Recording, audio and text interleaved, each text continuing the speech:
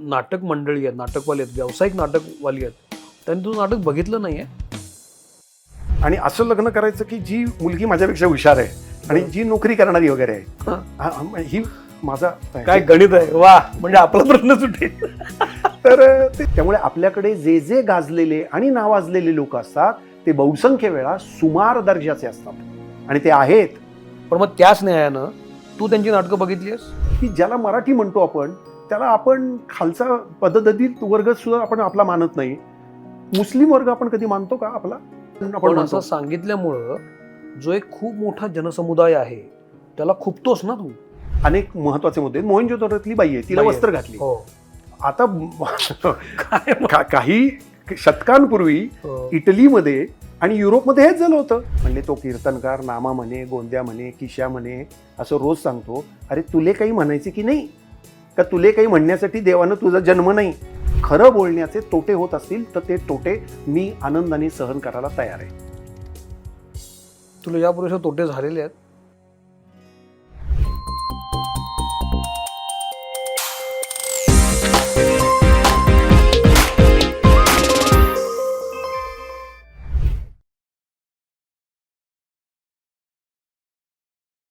नमस्कार, मी सौमित्र बोटे. मित्र म्हणेमध्ये तुम्हा सगळ्यांचं स्वागत. आज आपल्यासोबत आहे भारतातला आघाडीचा नाट्यधर्मी अतुल पेठे. अतुल दादा, मी तुझं मनपूर्वक स्वागत करतो. अतुल पेठे हे नाव मनोरंजन सृष्टीला, नाट्यसृष्टीला माहीत नसं होऊच शकत नाही, कारण 45 वर्ष सातत्यानं तो नाटक करतोय. प्रायोगिक रंगभूमीवर तो सातत्यानं काम करतोय. 50 पेक्षा जास्त नाटकं त्यानं दिग्दर्शित केलेत आणि त्या एकूण नाटकांचे जवळपास 2000 पेक्षा जास्त प्रयोगही त्यानं केलेले आहेत. तर आता आजच्या घडीला भारतातला, महाराष्ट्रातला अतिशय महत्त्वाचा नाट्यधर्मी म्हणून अतुल पेठे यांची ओळख आहे. या निमित्तानं आज अतुल दादाशी बोलणं होईलच, नाटकांबद्दल बोलणं होईलच. शिवाय एकूण रंगभूमीवर आता काय सुरू आहे, कशा पद्धतीनं प्रयोग सुरू आहेत, नाट्यधर्मी म्हणून तुला काय वाटतं आजच्या सामाजिक राजकीय परिस्थितीबद्दल, असे अनेक विषय आहेत. जसे येतील तसे पाहूया. तर तू आवर्जून वेळ देऊन आलास याबद्दल खरंच मनपूर्वक आभार. आणि तू आल्याबद्दल आम्ही एक छोटीशी भेटवस्तू तुला देतो. नेत्रा इन्स्टंट मिल तर्फे हे इन्स्टंट मिल आहे का, वाफेवर तयार होतात पदार्थ, महाराष्ट्रीय पदार्थ आहेत आणि याच्यात काही केमिकल्स नाही आहेत, त्यामुळे पटकन तयार होतात, तुला आवडतील. धन्यवाद. अर्क ऑइल्स तर्फे ही कोल्ड प्रेस ऑइल्स आहेत, पारंपरिक लाकडी घाणा पद्धतीने बनवलेली. ही स्वयंपाकघरात उपयोगी आहेत, त्यामुळे तुला आवडतील. आणि अश्मन बेबल आर्ट तर्फे हा एक छोटासा दिवा आहे जो मी तुला दाखवीन, तो स्पेशली तुझ्यासाठी तयार केलेला आहे, मला तुला तो दाखवायचा आहे. थँक्यू. क्या बात है. वा वा वा वा वा. थँक्यू. किती सुंदर आहे. सो हँड पेंटेड आहे, त्यामुळे हा थँक्यू. तुला भेट.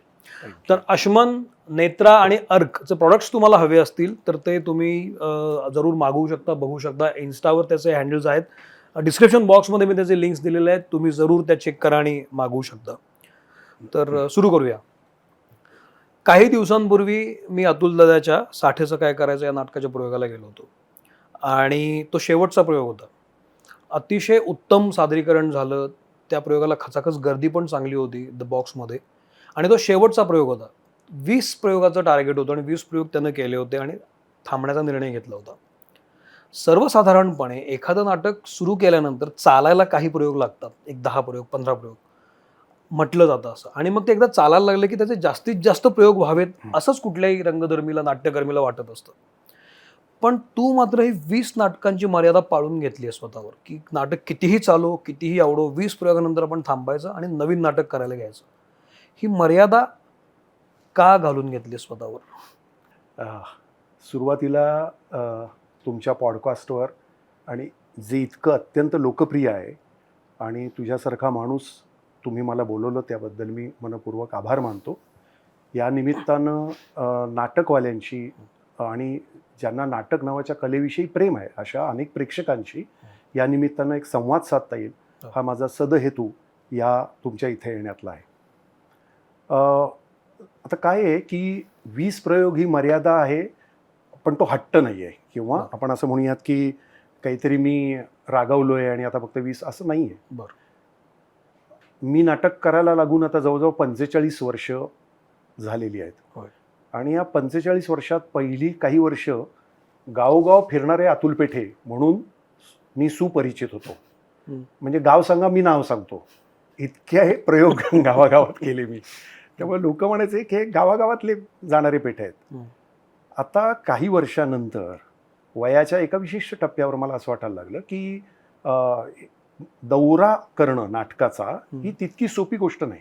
बरोबर. कारण सगळं साडगं गाडगं घेऊन जा, तिथे ते लावा, प्रयोग लावा, तिथे कुठल्याही व्यवस्था नसतात गावांमध्ये, उभ्या नाही आहेत, ज्याला आपण इंग्लिशमध्ये इन्फ्रास्ट्रक्चर म्हणतो, अशा व्यवस्था नाही आहेत.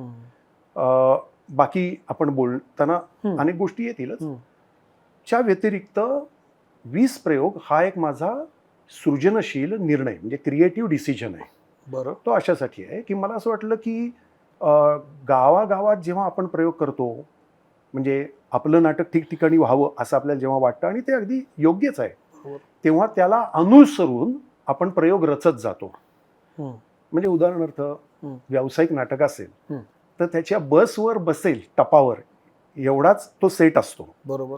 त्याच्यात अगदी आमचे प्रदीप मुळे बरोबर सांगतात की 8 फुटाचा फ्लॅट पाहिजे आणि ते 16 किंवा बरोबर फोल्ड झाला पाहिजे, तो बसला पाहिजे वर. करेक्ट. तो लवकर आला पाहिजे, 1 तासात तो लागला पाहिजे. हे सगळं रचलं का जातं तर गावागावात आपल्याला प्रयोग करायचा आहे. बरोबर.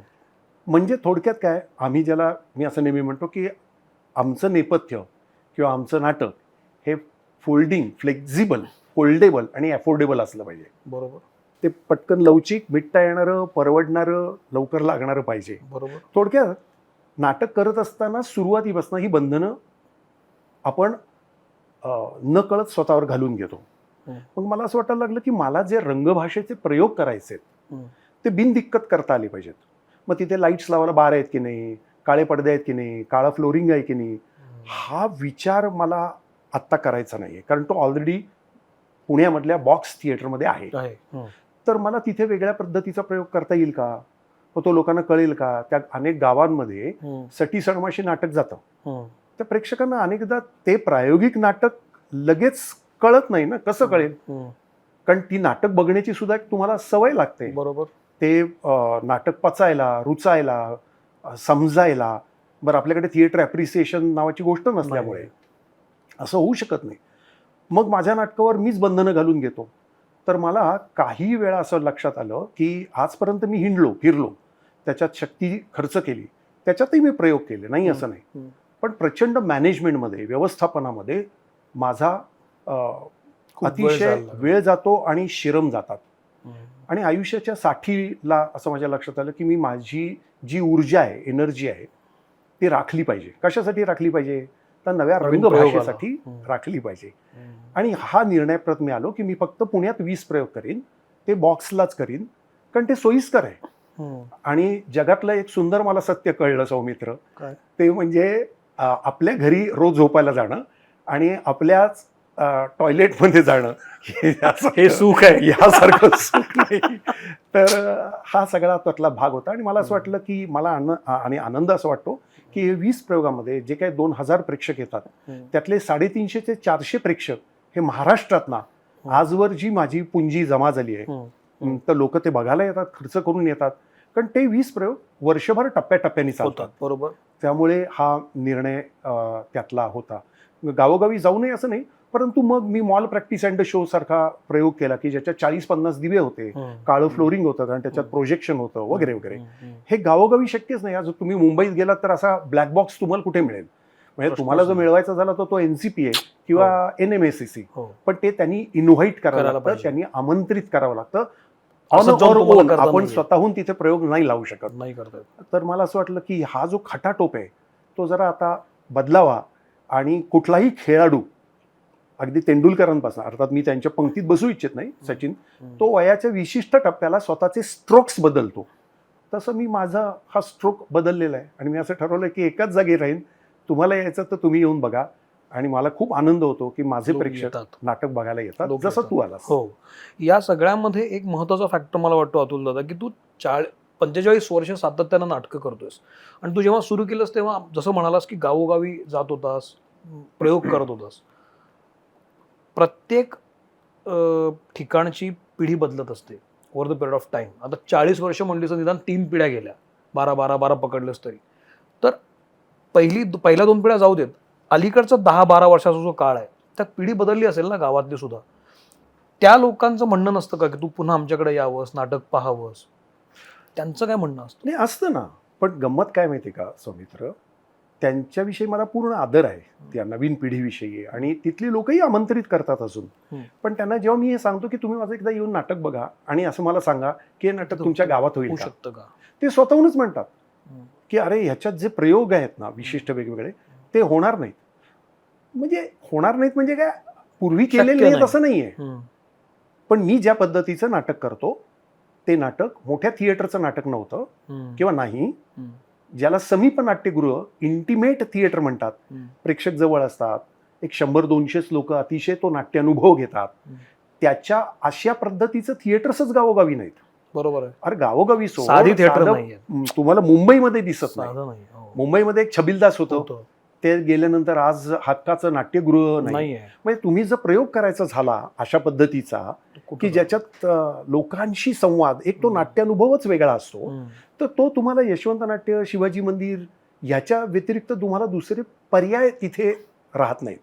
पुण्यामध्ये तुम्हाला आता श्रीराम लागू रंग अवकाश असेल, बॉक्स असेल, इथे ती उपलब्धता आता निर्माण झालेली आहे. हम्म.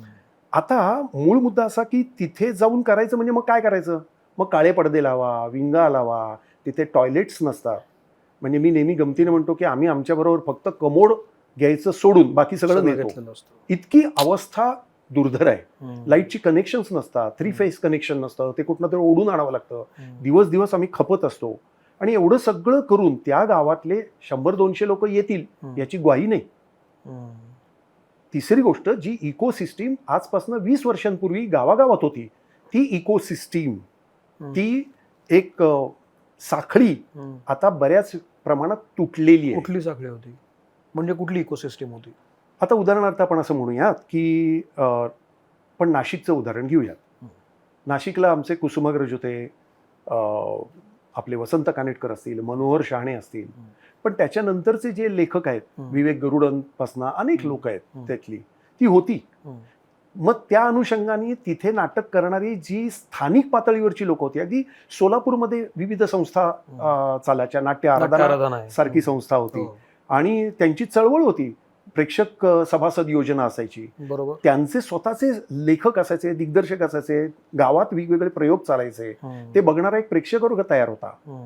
मग तो एकदा झाला की मग लाईट्स मिळणारी यंत्रणा असते, मेकअपवाला असतो, ही जी सिस्टीम आहे सगळी होती. हा, म्हणजे तिथे एखादा काय म्हणूयात बोर्ड पेंट करणारा माणूस असेल, कॅलिग्राफर असेल, ही सगळी सिस्टीम आता काय झालंय की गावागावात नाटक बऱ्याच वेळा होतं ते राज्यनाट्य स्पर्धेच्या निमित्तानं होतं. राज्यनाट्य व्यतिरिक्त मला काहीतरी अभिव्यक्त करायचंय आणि ते सातत्यानं करायचंय, ही जी व्यवस्था असते किंवा जी पूर्वी होती. तुम्ही कोल्हापुरात गेलात की प्रत्यय नावाची संस्था होती, कणकवलीत गेलात की तिथली वसंतराव आचरेकर होती, म्हणजे अशा अनेक संस्थांची नावं तुम्हाला आज सांगता येतात. परंतु ह्या आता अक्षरशः 1-2 गावांमध्ये आता अशा गोष्टी उरलेल्या आहेत.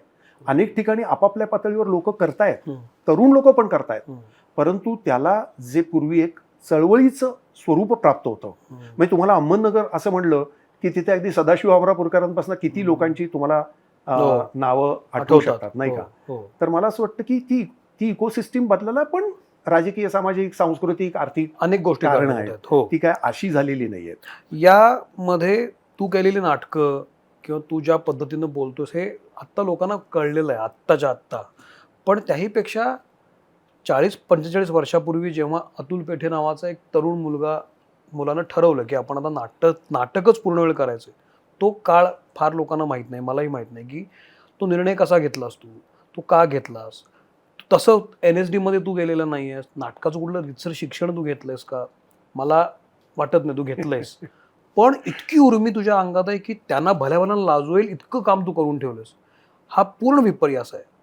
एकीकडे शिक्षण नाही, नाटकाचं रीतसर, पण प्रचंड उर्मी आणि प्रचंड प्रयोग. हे कसं काय बसवलंस तू 40 वर्षापूर्वी? मला हे तुझं सगळं ऐकायला आवडतंय आणि कोणाला स्वतःभोवती दिवे वाळून घ्यायला आवडणार नाही, मलाही आवडेल, परंतु ते मी थोडंसं बाजूला ठेवून बघतो. कारण माझ्यासारखे नाटकवाले जे तेव्हाही खपत होते आणि आजही खपतायत, त्यांची नावं कदाचित लोकांना माहीत नसतील. बरं. परंतु अत्यंत निष्ठेनं एक वेगळ्या प्रकारचं नाटक केलेली माणसं आपल्या इथं खरोखर आहेच. म्हणून तर मराठी रंगभूमी उभी आहे. हम्म. मराठी रंगभूमी म्हणजे फक्त जी व्यावसायिक गाजलेली रंगभूमी एवढ्यापुरती ती आपण मर्यादित मानत नाही. हम्म. म्हणून तर मराठी रंगभूमी आज भारतीय रंगभूमीच्या संदर्भामध्ये हम्म. महत्वाची मानली जाते. कारण बरोबर. तिथे विजय तेंडुलकरांसारखा माणूस असेल, बरोबर. सतीश तेंडुलकर, असेल, एल. कुंचवार अनेक, आहेत. म्हणजे त्यांची सगळे नावं बरेच घेण्यात आहेत. काही हो. आत्ता हे नाही. हम्म. परंतु अनेक लोकांनी आदर्शवत जवळजवळ काम केलेलं आहे. त्यामुळे मी त्यांच्या, आपण असं म्हणूयात की त्या वारीतला मी एक वारकरी आहे. हो ना. तर पण मला जेव्हा मी अतुल पेठे हे नाव बघतो तेव्हा मला हे समजून घ्यायचं की असं त्याला काय ट्रिगर केलं की त्यांना असं ठरवलं की पुढचं आपण पूर्ण आयुष्य प्रायोगिकमध्ये द्यायचं, की तेव्हा नव्हतं ठरवलं. त्याला नाही का असं वाटलं की आपण हळू प्रायोगिकडनं व्यावसायिकमध्ये जाऊया, आपण तिकडे काम करूया, प्रचंड यश मिळूया. मोह कुणाला नसतो, पण तू तसं केलं नाही. तू सातत्याने एक तुझी वाट धरलीस आणि करत आलास. अनेक गोष्टी नाकारल्या पण असशील तू या सगळ्या प्रवासामध्ये, काही गोष्टी साध्य करण्यासाठी. तर मला थोडंसं तुला मागे घेऊन जायचं आहे की तो ट्रिगर पॉईंट काय होता की आपण आता हे नाटकच करायचं आणि प्रयोगशील नाटक करायचं, फक्त प्रयोग नाही. नाही, काय आहे की हे सगळे मोहबिय जे आहेत ते मला नव्हते आणि नाहीत असं मी म्हणू शकत नाही. बरं, थोडं मी मागे जातो. जा ना. ते म्हणजे असं की माझी 2 पुस्तकं आली आहेत, नाटकवालेचे प्रयोग हम्म. आणि आत्ता मध्यंतरी 6-7 महिन्यापूर्वी नाटक नावाचा तरापा. याच्यामध्ये ते विस्तृत काही गोष्टींची नोंद आहे. एक तर माझ्या घरामध्येच नाटक होतं. माझे आजोबा म्हणजे आईचे वडील अनंत हरी गद्रे हे नाटकवाले होते. 3 अंकी नाटक माझ्या आजोबांनी आणलं. हाऊसफुल हा शब्द माझ्या आजोबांनी कॉइन केलेला आहे. ते आंबेडकरांबरोबर काळाराम सत्याग्रहात होते. त्यांनी महाराष्ट्रभर झुणका भाकर हा जो प्रसाद आहे तो माझ्या आजोबांनी सुरू केला.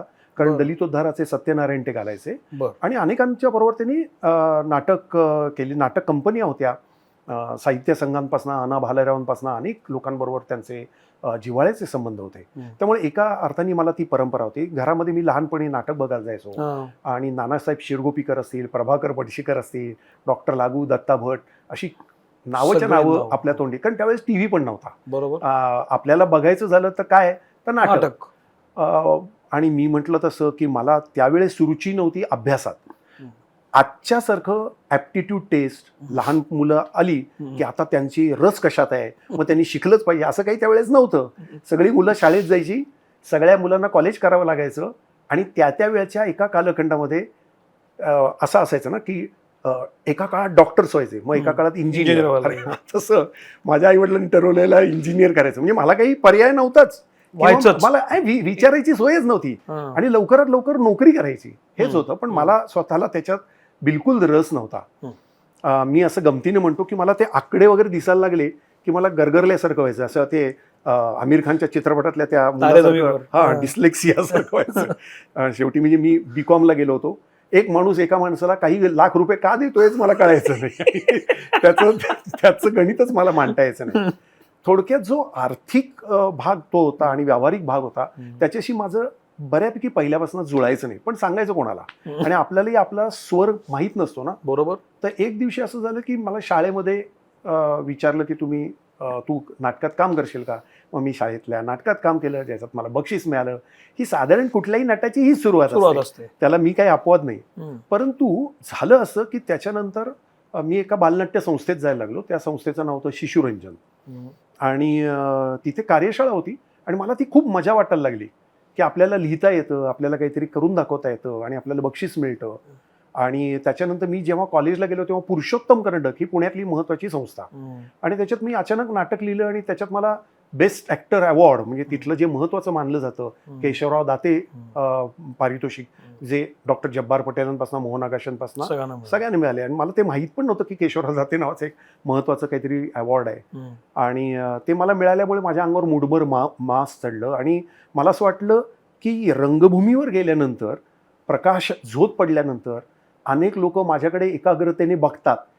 ही जी मजा आहे, कोणीतरी माझं ऐकायला तयार आहे आणि मला कोणीतरी पाहायला तयार आहे, माझ्या अस्तित्वाची दखल घेतली जाते, ह्याचा एक छोटासा दृष्टांत मला झाला. मला असं वाटतं अनेक नटांना असाच होत असतो, तसाच तो मला झाला. पण मला माझ्या आयुष्याची दिशा थोडीशी गवसली की अरेच्या हे मला करता येतं आणि ह्याच्यात मला मजा येते. बाकीचं सगळं सोडा, मजा येते. आजच्यासारखं रिळं टाकणं, लगेच फोटो टाकणं असं काही नव्हतं. ते फार तर बरं झालं, छान झालं इतपतच. पण मी संपर्कात या संस्थेच्या निमित्तानं आलो, ते म्हणजे थिएटर अकॅडमीच्या. हे थोडं आधीच्या माझ्या हो. इंटरव्ह्यूजमध्ये आलेलं आहे. पण मी असू दे. फारच लवकर घाशीराम कोतवाल बघितलं, महानिर्वाण बघितलं, बेगम बर्वे बघितलं आणि मी थक्क गेलो की ज्या प्रकारची मी आधी नाटकं बघितली होती, प्रभाकर पणशीकरांची असतील, अत्यंत सेट बॉक्स अतिशय रोमांचकारी अनुभव असायचा तो. पण त्याच्यापेक्षा हा अनुभव हा वेगळा होता हे माझ्या लक्षात आलं. तिथे त्या महानिर्वाणमध्ये असं काहीतरी घडलं की ज्याच्यामुळे मी विचारात पडलो, अंतर्मुख झालो. असं आधीच्या नाटकांना घडलेलं नव्हतं. आधीच्या नाटकांनी मी अवाक झालो होतो, इथे मी अंतर्मुख झालो आणि मला असं वाटलं की या पद्धतीचं नाटक मला करता येईल.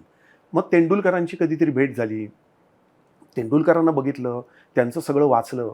आणि आमच्या लहानपणी काय होतं की आम्हाला वाचायचा नाद चांगला होता. माझ्या घरामध्ये पुस्तकं बऱ्यापैकी वाचनाला यायची, त्यामुळे वाचलं पण जात असेल. हा, मी म्हणजे गोनी दांडेकर, तू म्हणशील ते, मी खानोलकरांच्या कविता पाठ असायचा. तुम्ही रणजित देसाई वाचलेला, अनेक गोष्टी वाचलेल्या, पाहिलेल्या, कीर्तनं ऐकलेली, व्याख्यानं ऐकलेली, गडकोट किल्ले हिंडलेले. त्यामुळे एक जगणं जे होतं ना ते असं घट्ट होतं. आणि उत्तम मराठी बोलणारे शिक्षक, मराठी वातावरण हे आजूबाजूला तुमच्या सातत्यानं कानावर पडायचं. पण मला असं वाटतं अभिव्यक्तीचं माध्यम जेव्हा मला वाटायला लागलं की मला जर काही करायचं झालं तर यांच्यासारखं करता आलं पाहिजे. का करता आलं पाहिजे? तर मला खानोलकरांची कविता वाटायला लागली होती जवळची. मग आळेकर जवळचा वाटणं, तेंडुलकर जवळचे वाटणं, भाऊपाध्ये जवळचे वाटणं, नेमाडे, हे हळूहळू एकातनं एक उलगडत गेलेलं आहे. ते असं पहिल्याच दिवशी सगळं नाही सापडलं. बरोबर. आपण अशी एक नेहमी म्हण आहे, म्हणजे मी वपू काळे पण खूप वाचले, पण वपू काळे न वाचणं म्हणजे तुम्हाला हृदय नाही आणि वपू काळेच वाचत राहणं म्हणजे तुम्हाला मेंदू नाही. हे कोणीतरी मला वाक्य सांगितलं होतं. त्यामुळे तुम्ही प्रगती करत जाता, नवनवीन टप्प्यावर जाता, पण ही सगळी माणसं तुम्हाला भेटणं ही अत्यावश्यक असतं. आणि मला असं वाटतं की त्या स्टेपमधनं मी गेलो. मग माझ्या असं लक्षात आलं की मला झुंजार कथा पण आवडत आहेत, पण त्याच्यापेक्षा हे काहीतरी आगाथा ख्रिस्ती वेगळं आहे का, जी ए कुलकर्णी वेगळं आहे का, असे आपल्यासमोर पर्याय वेगवेगळे येतात. मग ते साहित्य आपल्या काय करतं, आपल्या आयुष्यात, आपल्या मेंदूत काय परिणाम घडवतं, आपल्या दृष्टिकोनात काय फरक पडतं हे माझ्या लक्षात यायला लागलं. ते न कळत असेल, पण मला त्या नाटकांनी, एलकुंचवारांच्या नाटकांनी असं वाटलं, वाडा चिरेंदी बंदी बघितल्यानंतर अरे बापरे, ह्यातली माणसं वेगळी बोलतायत. कन्यादान बघितल्यानंतर अक्षरशः अंगावर काटे यायचे की काय काम करायचे डॉक्टर लागू, सुहासताई आणि आमचे सदाशिव आमरापूरकर वगैरे. असं नाटक मला करता आलं पाहिजे, या गोष्टींनी मी झपाटलो गेलो. त्याच वेळेस समांतरपणे घाशीराम कोतवालमध्ये मी काम करायला लागलो आणि माझ्यासाठी भारतभर नाटक करायला मला मिळालं संधी. पुढे मी पडघममध्ये काम केलं, 3 पैशाच्या तमाशात काम केलं. आता 3 पैशाच्या तमाशात किंवा घाशीराममध्ये तुमच्या डाव्या बाजूला रवींद्रसाठी, उजव्या बाजूला चंद्रकांत काळे, मोहन आगाशांबरोबर काम करायला मिळणं हीच ट्रेनिंग होतं. कुठल्याही इन्स्टिट्यूटप्रमाणे नाटक कसं करायचं. बरं, यांच्या चर्चा चालायच्या. तुम्हाला कुठलाही प्रश्न पडला की मी सतीश आळेकरांना जाऊन विचारायचो. मग मी नाटक लिहायला लागलो होतो तेव्हा त्यांना मी वाचायला द्यायचो. आणि एक फोर्ड फाउंडेशनची ग्रँट होती, त्याच्यामध्ये मला लेखक म्हणून स्कॉलरशिप होती. आणि आजचे जे महत्त्वाचे 12 जण आहेत, त्याच्यात अजित दळवे असतील आणि प्रशांत असेल, शफात खान आणि प्रेमानंद, हे सगळे आम्ही, जयंत पवार, हे आम्ही सगळे त्या कार्यशाळेतना, मकरंद साठे, आमची फळी होती.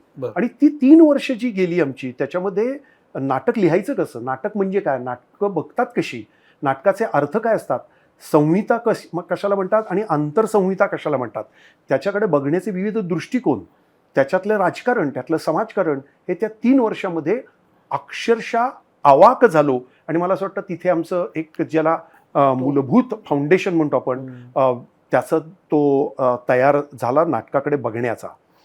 त्यामुळे मला फार लवकर असं वाटायला लागलं की मला कोणासारखं व्हायचं आहे, तर मला बादल सरकारांसारखं व्हायचं आहे. कारण मी त्यांचं नाटक बघितलेलं होतं.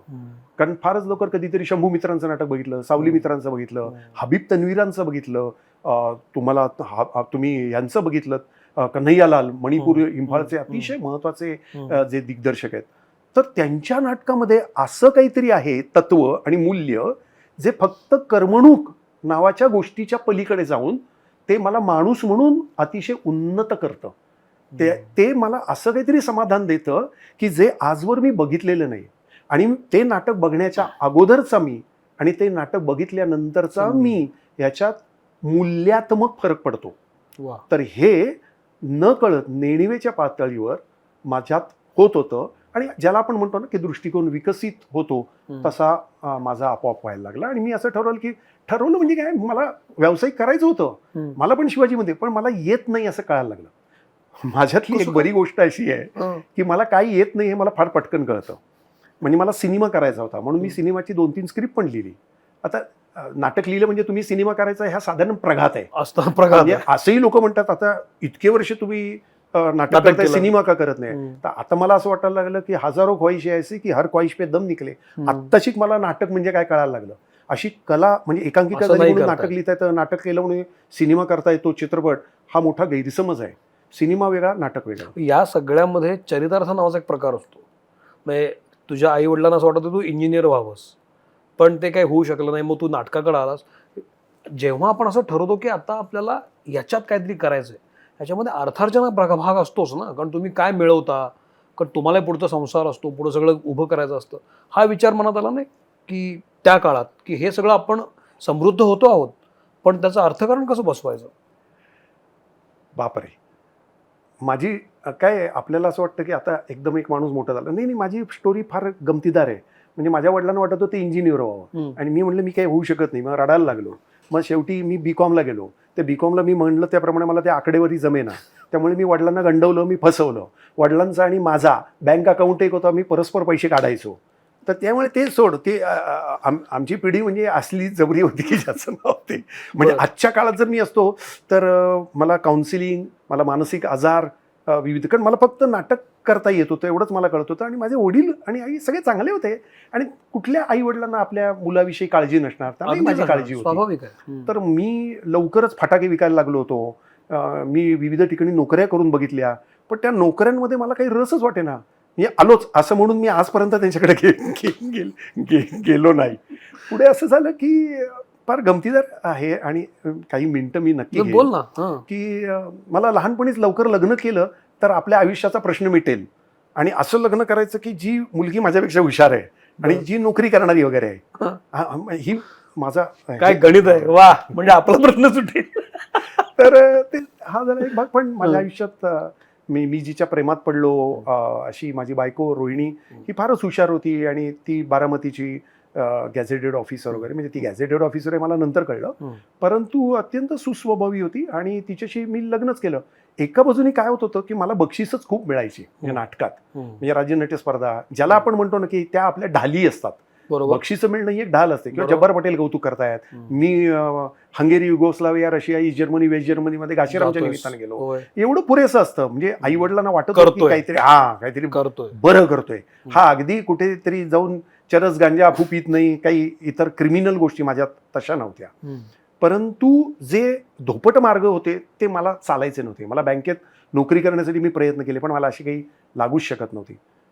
पुढे अचानक त्या मुलीने माझ्याशी लग्नच केलं, म्हणजे रोहिणीने.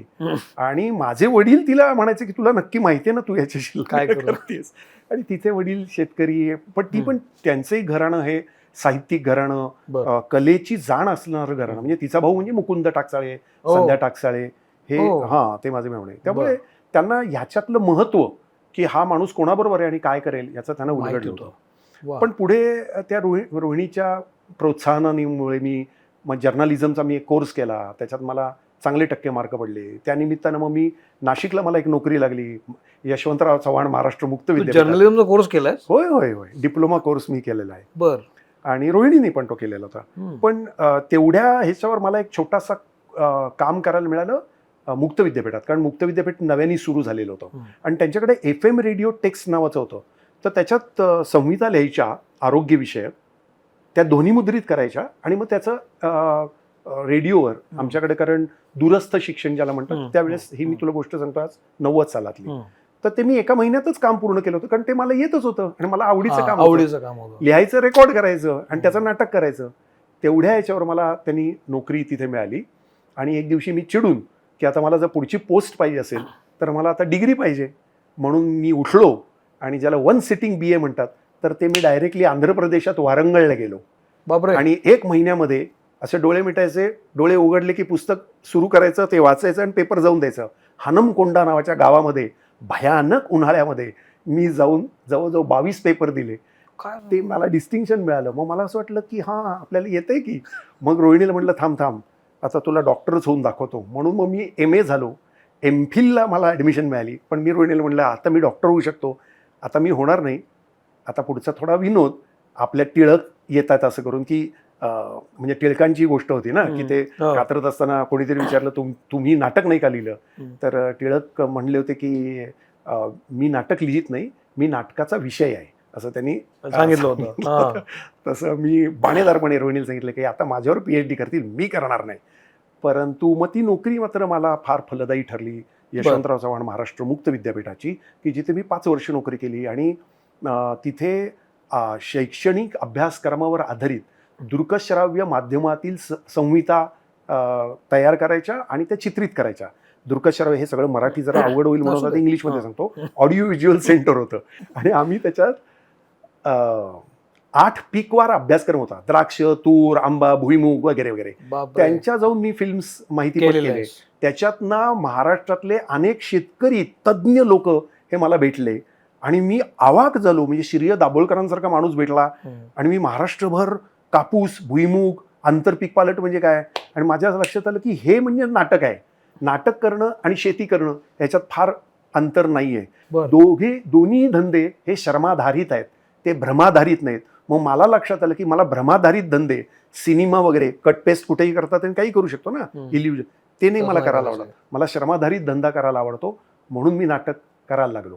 पण नोकरी केली मी. पण ती नोकरी मग मी पुढे सोडली. मी श्याम बेनेगलकडे गेलो, त्यांच्याकडे मी असिस्टंट डिरेक्टर म्हणून काम करायला लागलो. पण मला लवकर कळलं, मी मगाशी म्हटल्याप्रमाणे, की सिनेमा हे माझं क्षेत्र नाही. की मला दिवस रात्र राज कपूर म्हणतो त्याप्रमाणे की मी खातो पितो उठो झोपतो सिनेमा, तसं मी खातो पितो उठो झोपतो नाटक. मला जे जे दिसेल, मला जे जे ऐकू येईल त्याचं नाटकामध्ये रूपांतर होतं. म्हणजे त्याच्यासाठी म्हणजे आपण जात्यावर बसलं की ओवी जशी सुचते तितकं मला नाटक हे प्रिय आहे. आणि मला असं वाटलं लागलं की हे माझं क्षेत्र, ही माझी गायकी. भले एखाद्या गोष्टीला जगात किंमत आहे की नाही, पैसे मिळत आहेत की नाही, हा भाग नाही. पण आमच्या पिढीमध्ये नोकरी आणि व्यवसाय करून नाटक करणं हेच होतं. एका बाजूला बायको नोकरी करायची, एका बाजूला मी नोकरी करायचो. पुढे मी महाराष्ट्र एड्स कंट्रोल सोसायटीत गेलो, तिथे जॉईंट डायरेक्टर होतो. पण मला ही सगळी आवडती कामं होती. या सगळ्यामध्ये तू जेव्हा नाटक करायचं ठरवलंस ना, म्हणजे पूर्ण वेळ नाटक करायला लागलास, जसं तू म्हणालास की वेगवेगळ्या लोकांच्या मध्ये होतास तू, म्हणजे अगदी आगाशेंपासून आळेकरांपर्यंत अनेक अनेक माणसं. पण तुला हळूहळू आपणही लागूनसारखं व्यावसायिक रंगभूमीवर यावं, हळूहळू व्यावसायिक रंगभूमीवर येऊन तिथं आपण नाव कमवावं असं वाटलं नाही? नाही वाटलं की, पण मला वाटून काय होत आहे, मला यायला पाहिजे ना ते. पण येत होतं ना तुला, बक्षीस तर मिळत होती ना तुला? नाही. आमचा एका मित्राची गंमत सांगतो इथे. तर त्यावेळेस सुरुवातीला चॅनल्स सुरू झाली होती आणि मी नाशिकची नोकरी सोडून मुंबईला शिफ्ट झालो आणि अगदी नव्याने सुरू झालेलं ते चॅनल होतं. आणि महेश भट आणि त्यांचे कुठली ती एक सिरियल होती, जमीन आसमान का काहीतरी अशी कुठली तरी होती. तर माझ्या लक्षात आलं की हे मला नाही आहे करायचं, म्हणजे मला ते करताच येणं शक्य नाही. मी माझ्या एका मित्राला विचारलं की का रे, म्हणले मला देत कसे नाहीत कामं. तो म्हणला तुझ्या चेहऱ्याकडे बघून तू पटकन ऐकशील असं वाटत नाही, कारण तू काही बोलायला लागलास की माझ्या मनात प्रश्न तयार होतात. आणि प्रश्न तयार झाल्यानंतर म्हणजे एका व्यावसायिक कंपनीने मला नाटकासाठी बोलवलं. त्यांचा 31 डिसेंबरला प्रयोग होता, अतिशय प्रसिद्ध लोक होते. 8 डिसेंबरला त्यांच्याकडे वाचन होतं. ते नाटकामध्ये त्यांनी काहीतरी जुजबी वाचून दाखवलं. ते म्हणले कसं वाटलं? म्हणलं नाटक अजून संपलेलं नाही आहे ना. ते म्हणले मग दुसरा अंक? ते म्हणले अजून लिहून नाही झाला. म्हणलं 31 डिसेंबरला तुमचा प्रयोग आहे. आणि फारच गंमत होती सौमित्र, त्याच्यात देवादिकांची टिंगल होती. बरं, आता लक्षात घ्या, माझा मुद्दा काय आहे की मला पूर्ण स्वातंत्र्य ही संकल्पना आहे, मला सेन्सॉरशिप मान्य नाही. तरी मी असं म्हटलं की देवादिकांची टिंगल करायला माझी हरकत नाही, पण का? काही सबळ कारण आहे का त्याला? तुमचं काही त्याच्याविषयीची राजकीय सामाजिक भूमिका आहे का? तर करूया. जाता जाता कोणाची टोपी उडवलेली, टिंगल केलेली आणि कोणाच्या अस्मितेवर घाला घातलेला मला मान्यच नव्हता. आता हे तेव्हा त्यांनी मला विचारलं, खरं सांगा खरं सांगा खरं सांगा. मला कोणी 3दा विचारलं तर मी खरं सांगतो या नियमाप्रमाणे. ते म्हणले हो बरोबर आहे असं म्हणून ते म्हणले सांगतो तुम्हाला असं म्हणून ते वर गेले. पण आजपर्यंत त्यांचा मला फोन आला नाही. पुढे ते नाटक प्रेक्षकांनी बंद पाडलं, कारण ते नाटक पाठही झालेलं नव्हतं आणि ते नाटक पडलं. तर बरं. मला म्हणायचा मुद्दा असा आहे की ज्या व्यावसायिक रंगभूमीवर मला काम करायचं आहे तिथले नियम वेगळे आहेत. माझं व्यावसायिक रंगभूमीशी भांडण आहे का? काहीच कारण नाही. काहीच कारण नाही. म्हणजे अनेक प्रकारची रंगभूमी असते, होय. अनेक प्रकारची माणसं असतात. होय. मग उद्या हिंदुस्थानी म्हणजे गाणं असेल तर गाण्यामध्ये किती त्याची प्रकार आहेत घराणी आहेत बरोबर? वेगवेगळे. आणि बरोबर. घराणी हा भाग वेगळा, हम्म. पण भावगीतं गाणारं कोणीतरी असतं, हा. सुगम संगीत असतं. हम्म. पण मला जर विलंबित ख्यालच गायचं आहे हम्म. आणि ते गाण्यामध्येच मज्जा येते तर ते करून एखाद्या वेळेस गंमत म्हणून मी करीन, करी नाही. पण खरं माझं मन रमतं कशात, खरा मला राग हम्म. विस्तार कशात करायला जमतोय. हम्म. तर त्यामुळे प्रत्येकाला स्वतःचं घराणं शोधावं लागतं हम्म. आणि स्वतःचा सूर सापडावा लागतो.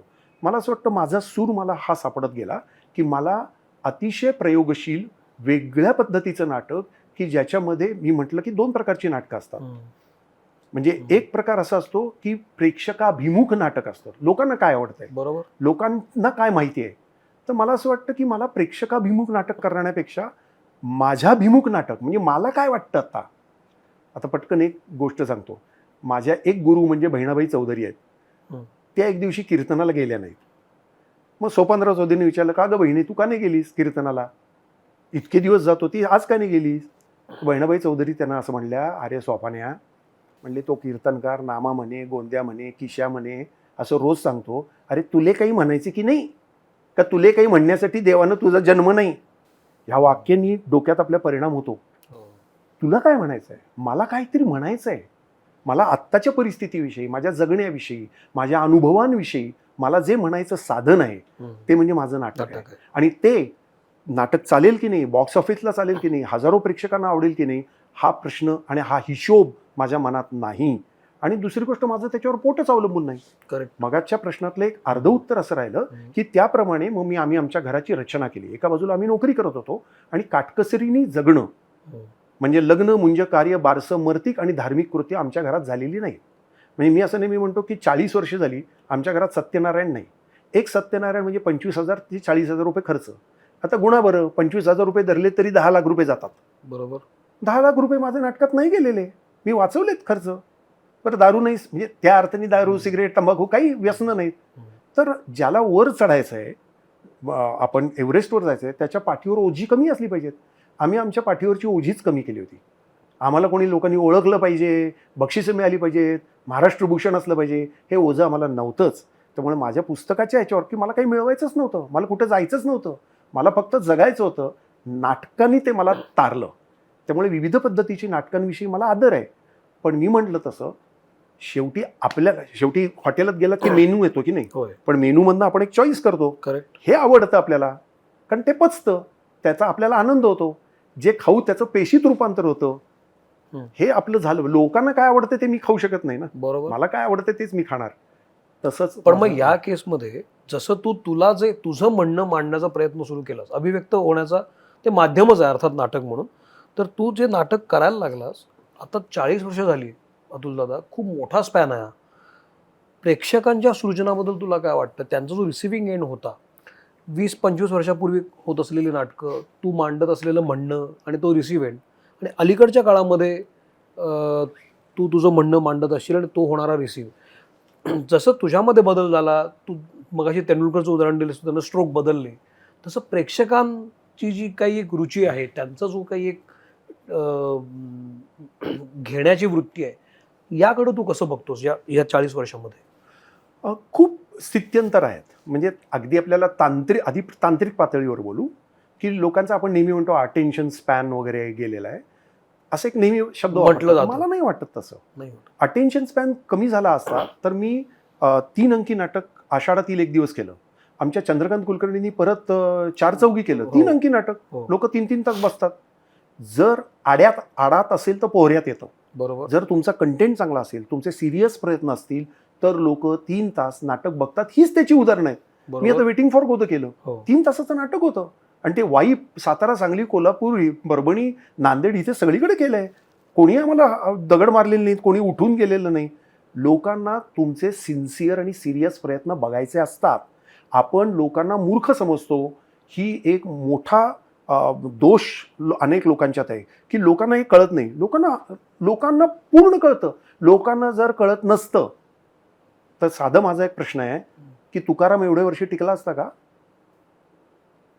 तुकाराम टिकवून कोणी ठेवला? ज्ञानेश्वर कोणी टिकवून ठेवले? आपण टिकवून ठेवले. बरोबर. लोकांना ही समज असते की आतापर्यंत त्याला तो एक एव्हरेस्ट आहे, त्याच्या बरोबर. पल्याडत नाही. एखाद्या कवीच्या नावानं वारी निघते, हे जगातले एकमेव उदाहरण आहे. तेव्हा इथली लोक मूर्ख आहेत असं मला वाटत नाही. प्रेक्षक अतिशय सुजाण असतात. त्यांना तुम्ही काय देता त्याच्यावर माझं सगळं लक्ष केंद्रित असतं.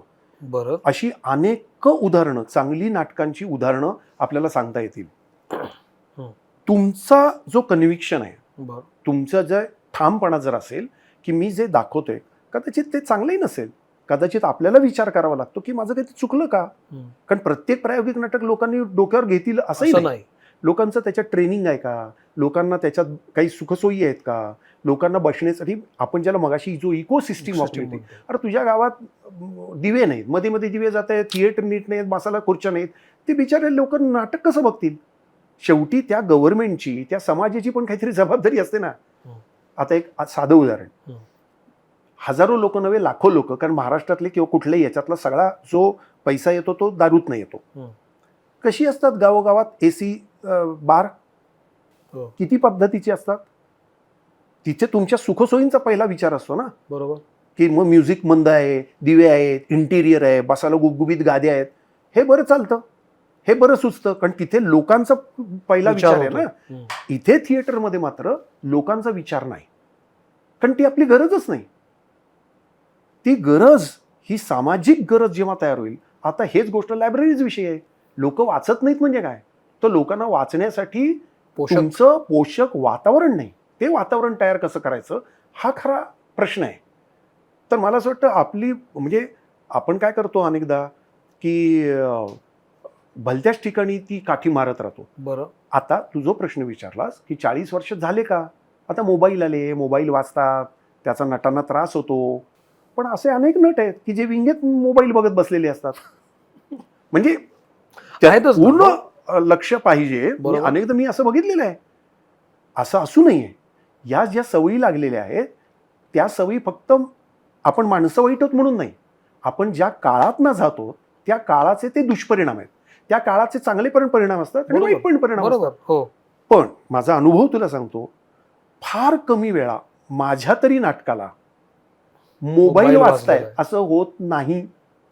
आम्ही सांगतो पण लोक ऐकतात. एखादा वृद्ध व्यक्ती असते, पण मग मी काय समजतो माहितीये का, वाजला नाही एखादा, अरे तो बहुतेक डॉक्टर असेल आणि माझ्यापेक्षा रुग्ण जास्त महत्वाचा आहे. तो बिचारा डॉक्टर सर्जन माणूस येतो, त्याला नाटक बघायचं असतं, परंतु पटकन त्याला जर इमर्जन्सी केस असेल तर लेट हिम गो, त्याला जाऊ देत. असं नट म्हणून मी एक माझ्या मनात मी एक आदरयुक्त भावना तयार केली. आणि लोकही सांगतात की अहो फोन करू नका, वाजवू नका. हे माझे तरी अनुभव आहे. त्यामुळे सातत्याने हे झाले तांत्रिक. हे तांत्रिक. आता तात्विक जर बघायचं झालं ना तर मला असं वाटतं की प्रत्येक पिढीची भाषा बदलते. बरोबर. माझी जी पिढी आहे ती 1990च्या नंतरची आपण असं म्हणूयात तांत्रिकदृष्ट्या, प्री 90 आणि पोस्ट 90. म्हणजे 1990 आधीचा काळ आणि 90 नंतरचा काळ. तर का, तर आता आपल्या सगळ्यांना माहिती आहे की जागतिकीकरण, खाजगीकरण, उदारीकरण, मोबाईल आले, टीव्ही आला, टाइम आणि स्पेसची म्हणजे काळ आणि अवकाशाची गणितं बदलली. बरोबर.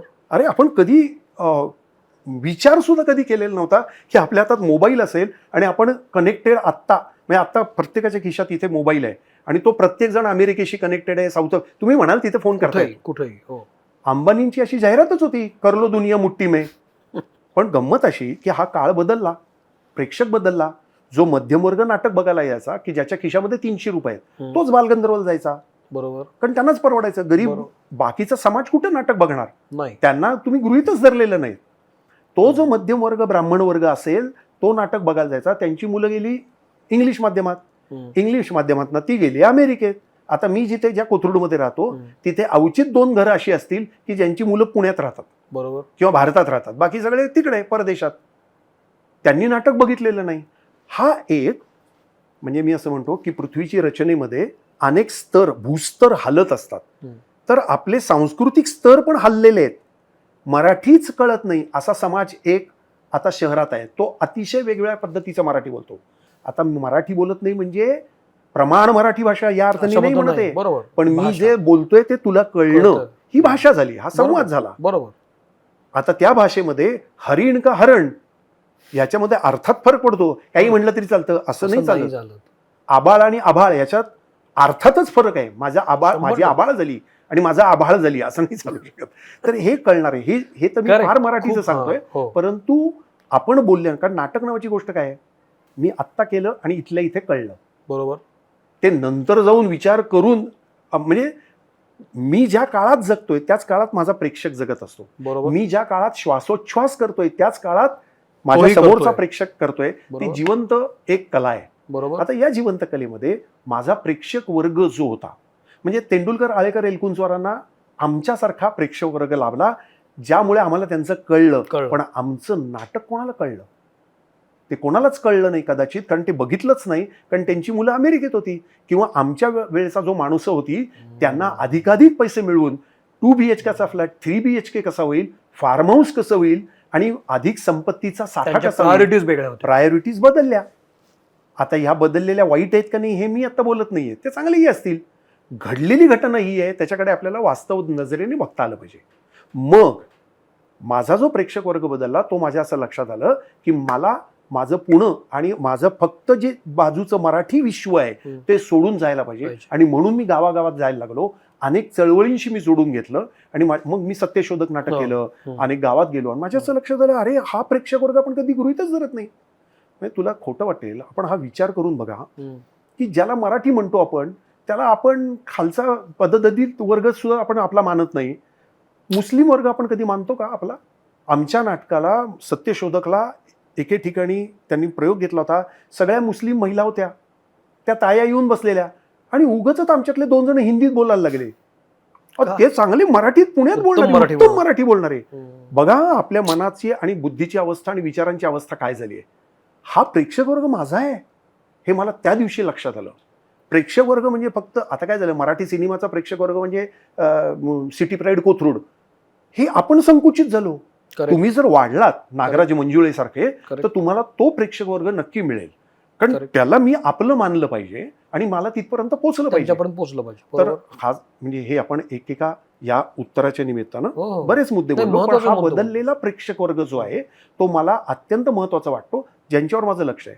आणि चौथी गोष्ट अशी की मला जर सतत नाटक करत राहिलं तर माझ्या पातळीवर 2 गोष्टी मी करायला लागलो की नुसतं नाटक नाही तर माझ्यासारखे नवीन लोक जे सिरियसली, जे गंभीरपणे करू इच्छितात त्यांच्याशी संवाद करणं, नवनवीन प्रकारे त्यांच्यापर्यंत जोडलं जाणं, हे मी करायला लागलो. कार्यशाळा घेणं, काही वेगवेगळ्या प्रकारे त्यांची नाटकं बघणं, त्यांची नाटकं पुण्यात बोलवणं, एक्सपोजर ज्याला आपण म्हणतो, हे करता यायला पाहिजे. आणि त्या नवीन मुलांना आज नवीन जे नाटकवाले आहेत प्रचंड आहेत आणि अत्यंत सक्षमपणे ते नाटक करतायत, त्यांचे प्रश्न खूप वेगळे आहेत. गेल्या 25-30 वर्षात भारत आणि जग हे इतकं अफाट बदललेलं आहे, इतका प्रचंड वेग आहे, हे मला समजावून घेता येतं की नाही, हा खरा प्रश्न आहे. एक आणखी महत्वाचा मुद्दा याच्यामध्ये राहतो अतुल दादा, की हे अगदी बरोबर बोलतोयस तू की तू जोडून घेतलंस आणि त्यांच्यापर्यंत पोहोचू लागलास. बऱ्याचदा असं होतं की यातून मला काहीतरी म्हणायचं असतं, म्हणजे अतुल पेठेला काहीतरी म्हणायचंय आणि त्यातून त्यानं नाटक बसवलं की मला हे म्हणायचंय. पण जेव्हा प्रेक्षक बदलतो तेव्हा आपण जे म्हणू पाहतोय ते त्यांच्यापर्यंत पोहोचण्यासाठी आपल्याला काही माध्यमं, काही भाषा, त्याचं सादरीकरण बदलावं लागतं. कारण आपण जे करू पाहतो ते समोरच्याला कळेलच असं नाही, मग त्याला थोडंसं कळण्यासाठी आपल्याला काही बदल करावे लागतात गरजेनुसार, काळानुसार. असे तुला करावे लागले का? तुझा प्रश्न फार चांगला आहे सौमित्र. फक्त मी असं म्हणेन नाटकातच का, व्यक्ती म्हणून, नागरिक म्हणून, जगणं म्हणून आपण नाही का बदललो? बदलायलाच पाहिजे. LGBTEQA+ हे कुठं होतं 25 वर्षापूर्वी? असं आपलं बोलण्यात नव्हतं. पण आज मी इथे तुझ्याशी बोलत असताना मला समाजातल्या विविध समुदाय आणि त्यांच्या अस्मिता यांचं आज भान आलंय. म्हणजे मी बदललो की नाही? बरोबर. म्हणजे आपोआप बदललोय. तसंच माझं नाटक बदलतं हळूहळू. ते मुद्दामून बदलायची गरज नसते, ते आपोआपच बदलतं. म्हणजे मी माणूस म्हणून बदललो, व्यक्ती म्हणून बदललो, नागरिक म्हणून बदललो. माझ्यासाठी जग अख्खं, ज्याला आपण म्हणतो की आता मला 90 सालाच्या आधी इतकं जग माहीत नव्हतं, पण आता मला जग इतकं माहीत झालं, मोबाईलमुळे माहीत झालं, सोशल मीडियामुळे माहीत झालं. त्यामुळे आपली भाषा, परिभाषा बदलते. आपणच पुनर्मूल्यांकन स्वतःचं कलाकार म्हणून सुद्धा करणं, व्यक्ती म्हणून तर करणंच, पण कलाकार म्हणून करणं की आपण नेमकं काय बोलतो, आपण नेमकं काय सांगतो, आपल्याजवळ असं वेगळं काय गोष्ट आहे, दृष्टांत घडला आपल्याला की मी हे तुला सांगितलं पाहिजे. हे सगळं मूल्यमापन व्यक्तिगत पातळीवर करणं गरजेचं आहे. मला जुन्याच गोष्टी घेऊन आजच्या नव्या नाही काळात होणार. जगता नाही येत होणार. नाहीत. नाही. हे जर कळलं, लक्षात आलं, तर मला असं वाटतं की आता मला मोबाईलची गरज असेल कदाचित. आज सगळं आपले जे व्यवहार होतात ते डिजिटल व्यवहार आहेत. करेक्ट. मला ती डिजिटल लँग्वेज शिकली पाहिजे. हळूहळू शिकेल, मला त्रास होईल, मला बरोबर. नकार असतील, पण ती शिकण्यानंतर सुद्धा खूप मजा असू शकते. पण त्याच्यात मी अधिक काय करू शकेन? मी फेसबुकच चांगलं कसं वापरेन हे आपण शिकतो की नाही? अनेक शिकायला लोक पाहिजे. शिकतात. बरोबर. थोडक्यात काय, आपली सुरीशी भांडण नाहीये, सुरी वापरणाऱ्या माणसाशी भांडण आहे. सुरी हवी कारण ती सुरी भाजी कापण्यासाठी आहे, माणसांच्या पोटात खोपसण्यासाठी नाही. हे भान माणसाला यायला पाहिजे. आपण वेळोवेळी बदलत जाणं, आणि माणूस हा बदलत जाणाराच प्राणी आहे. बरोबर आहे. हो. त्यामुळे माणूस बदलला की त्याची कला पण बदलणार. माझी कला बदलते. त्यामुळे मी आता वेगवेगळे जे कलेचे प्रयोग केलेत, त्याच्यामध्ये भाषेचे प्रयोग, नव्या मुलांच्या बरोबरचे प्रयोग, त्या नव्या मुलांची भाषा समजून घेण्याचे प्रयोग, हे आपोआप व्हायला लागतात. अशामुळं आपल्या विचारांचा प्रवाह मंदावतो का? अजिबात नाही, उलट प्रवाहित होतो. मी उलट म्हणतोय, कारण मंदावेल कशासाठी विचारांचा प्रवाह? कारण आपण आपल्या पद्धतीने विचार करत असतो. हो, पण त्यांच्यासाठी काही गोष्टी आपल्याला कराव्या लागतात. नाही, मी म्हणजे माझी जी पद्धत अशी आहे की नदी जर प्रवाही असेल तर ती अनेक गावांना स्पर्श करत जाते, दगडधोंड्यांना जाते, झाडांना जाते. आपला प्रवाह आपण असो, प्रवाह पतित न होणं आणि त्याचं निमुळता पण न होणं, तर अधिक मला असं वाटतं खूप मजा आहे. जग आज मी जिथे जिथे जाऊन नाटक बघतो वेगळ्या पद्धतीचं. मी मध्यंतरी इटफोकला गेलो होतो, इंटरनॅशनल थिएटर फॉर केरला म्हणून. भारतातली नाटकं येतात, जगातली नाटकं येतात.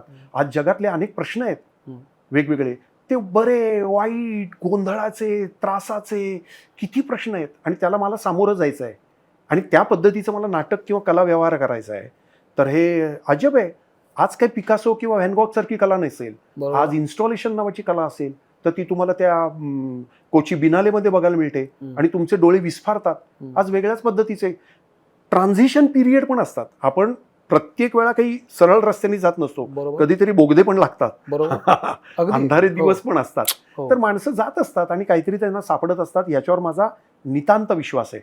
आपण त्याच्याविषयी तक्रारी नक्की करूयात, आपण त्याच्याविषयी अस्वस्थपणा जरूर मांडूयात, परंतु मला तरी हातोत्साहित होणं, गर्भगळीत होणं आणि अरे अरे अरे काय चाललंय या नवी मुलांचं, असं अजून तरी ते म्हातारपण नाही आलेलं आहे. वा. हा जो बदलाबद्दल आता बोलतोय, याच्यामध्ये या सगळ्यामध्ये व्यक्त होणं महत्वाचं आहे, जे तू सांगत आला आहेस, आणि महत्वाचंच आहे ते. पण व्यक्त होण्याला आजूबाजूची सामाजिक राजकीय परिस्थिती पण तेवढीच जबाबदार असते. कुठल्या अर्थानं समाजामध्ये काय घडतंय त्याच्यानुसार आपण बोलत जातो. काहीतरी आपल्याला आवडतं म्हणून ते बोलतो, काहीतरी खुपतं म्हणून ते बोलतो. या 30-40 वर्षाच्या कालखंडामध्ये, आता खूप मोठा काळ आहे, पण 40 नाही, गेल्या 20 वर्षामध्ये, 25 वर्षामध्ये व्यक्त होण्याच्या पद्धतीमध्ये तुला काही बदल करावे लागले का? कधी तुझ्यावर दबाव आले का? कधी तुझी जजमेंट चुकली आहेत का? असं कधी झालंय का?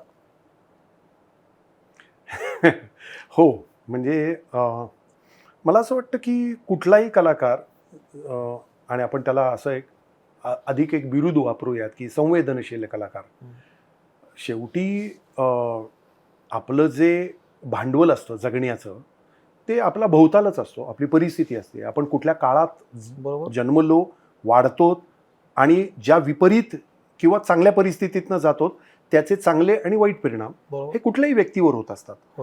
आता कलाकार काय करेल की तो अभिव्यक्त करायचा प्रयत्न करेल, ते त्याच्या कलेतून. एखादा चित्रकार असेल तो चित्रातनं मांडेल, गायक असेल तर गाण्यातनं मांडेल. तर ही जी बंडखोरी आपण म्हणतो, ती बंडखोरी करणं अत्यावश्यक असतं, कारण तुम्हाला परंपरा पक्क्या माहीत असतात, आणि परंपरा माहीत असतील तर तुम्हाला बंड आणि नवता पण करता येते. परंपराच माहीत नसतील तर तुम्हाला ते करता येणार नाही.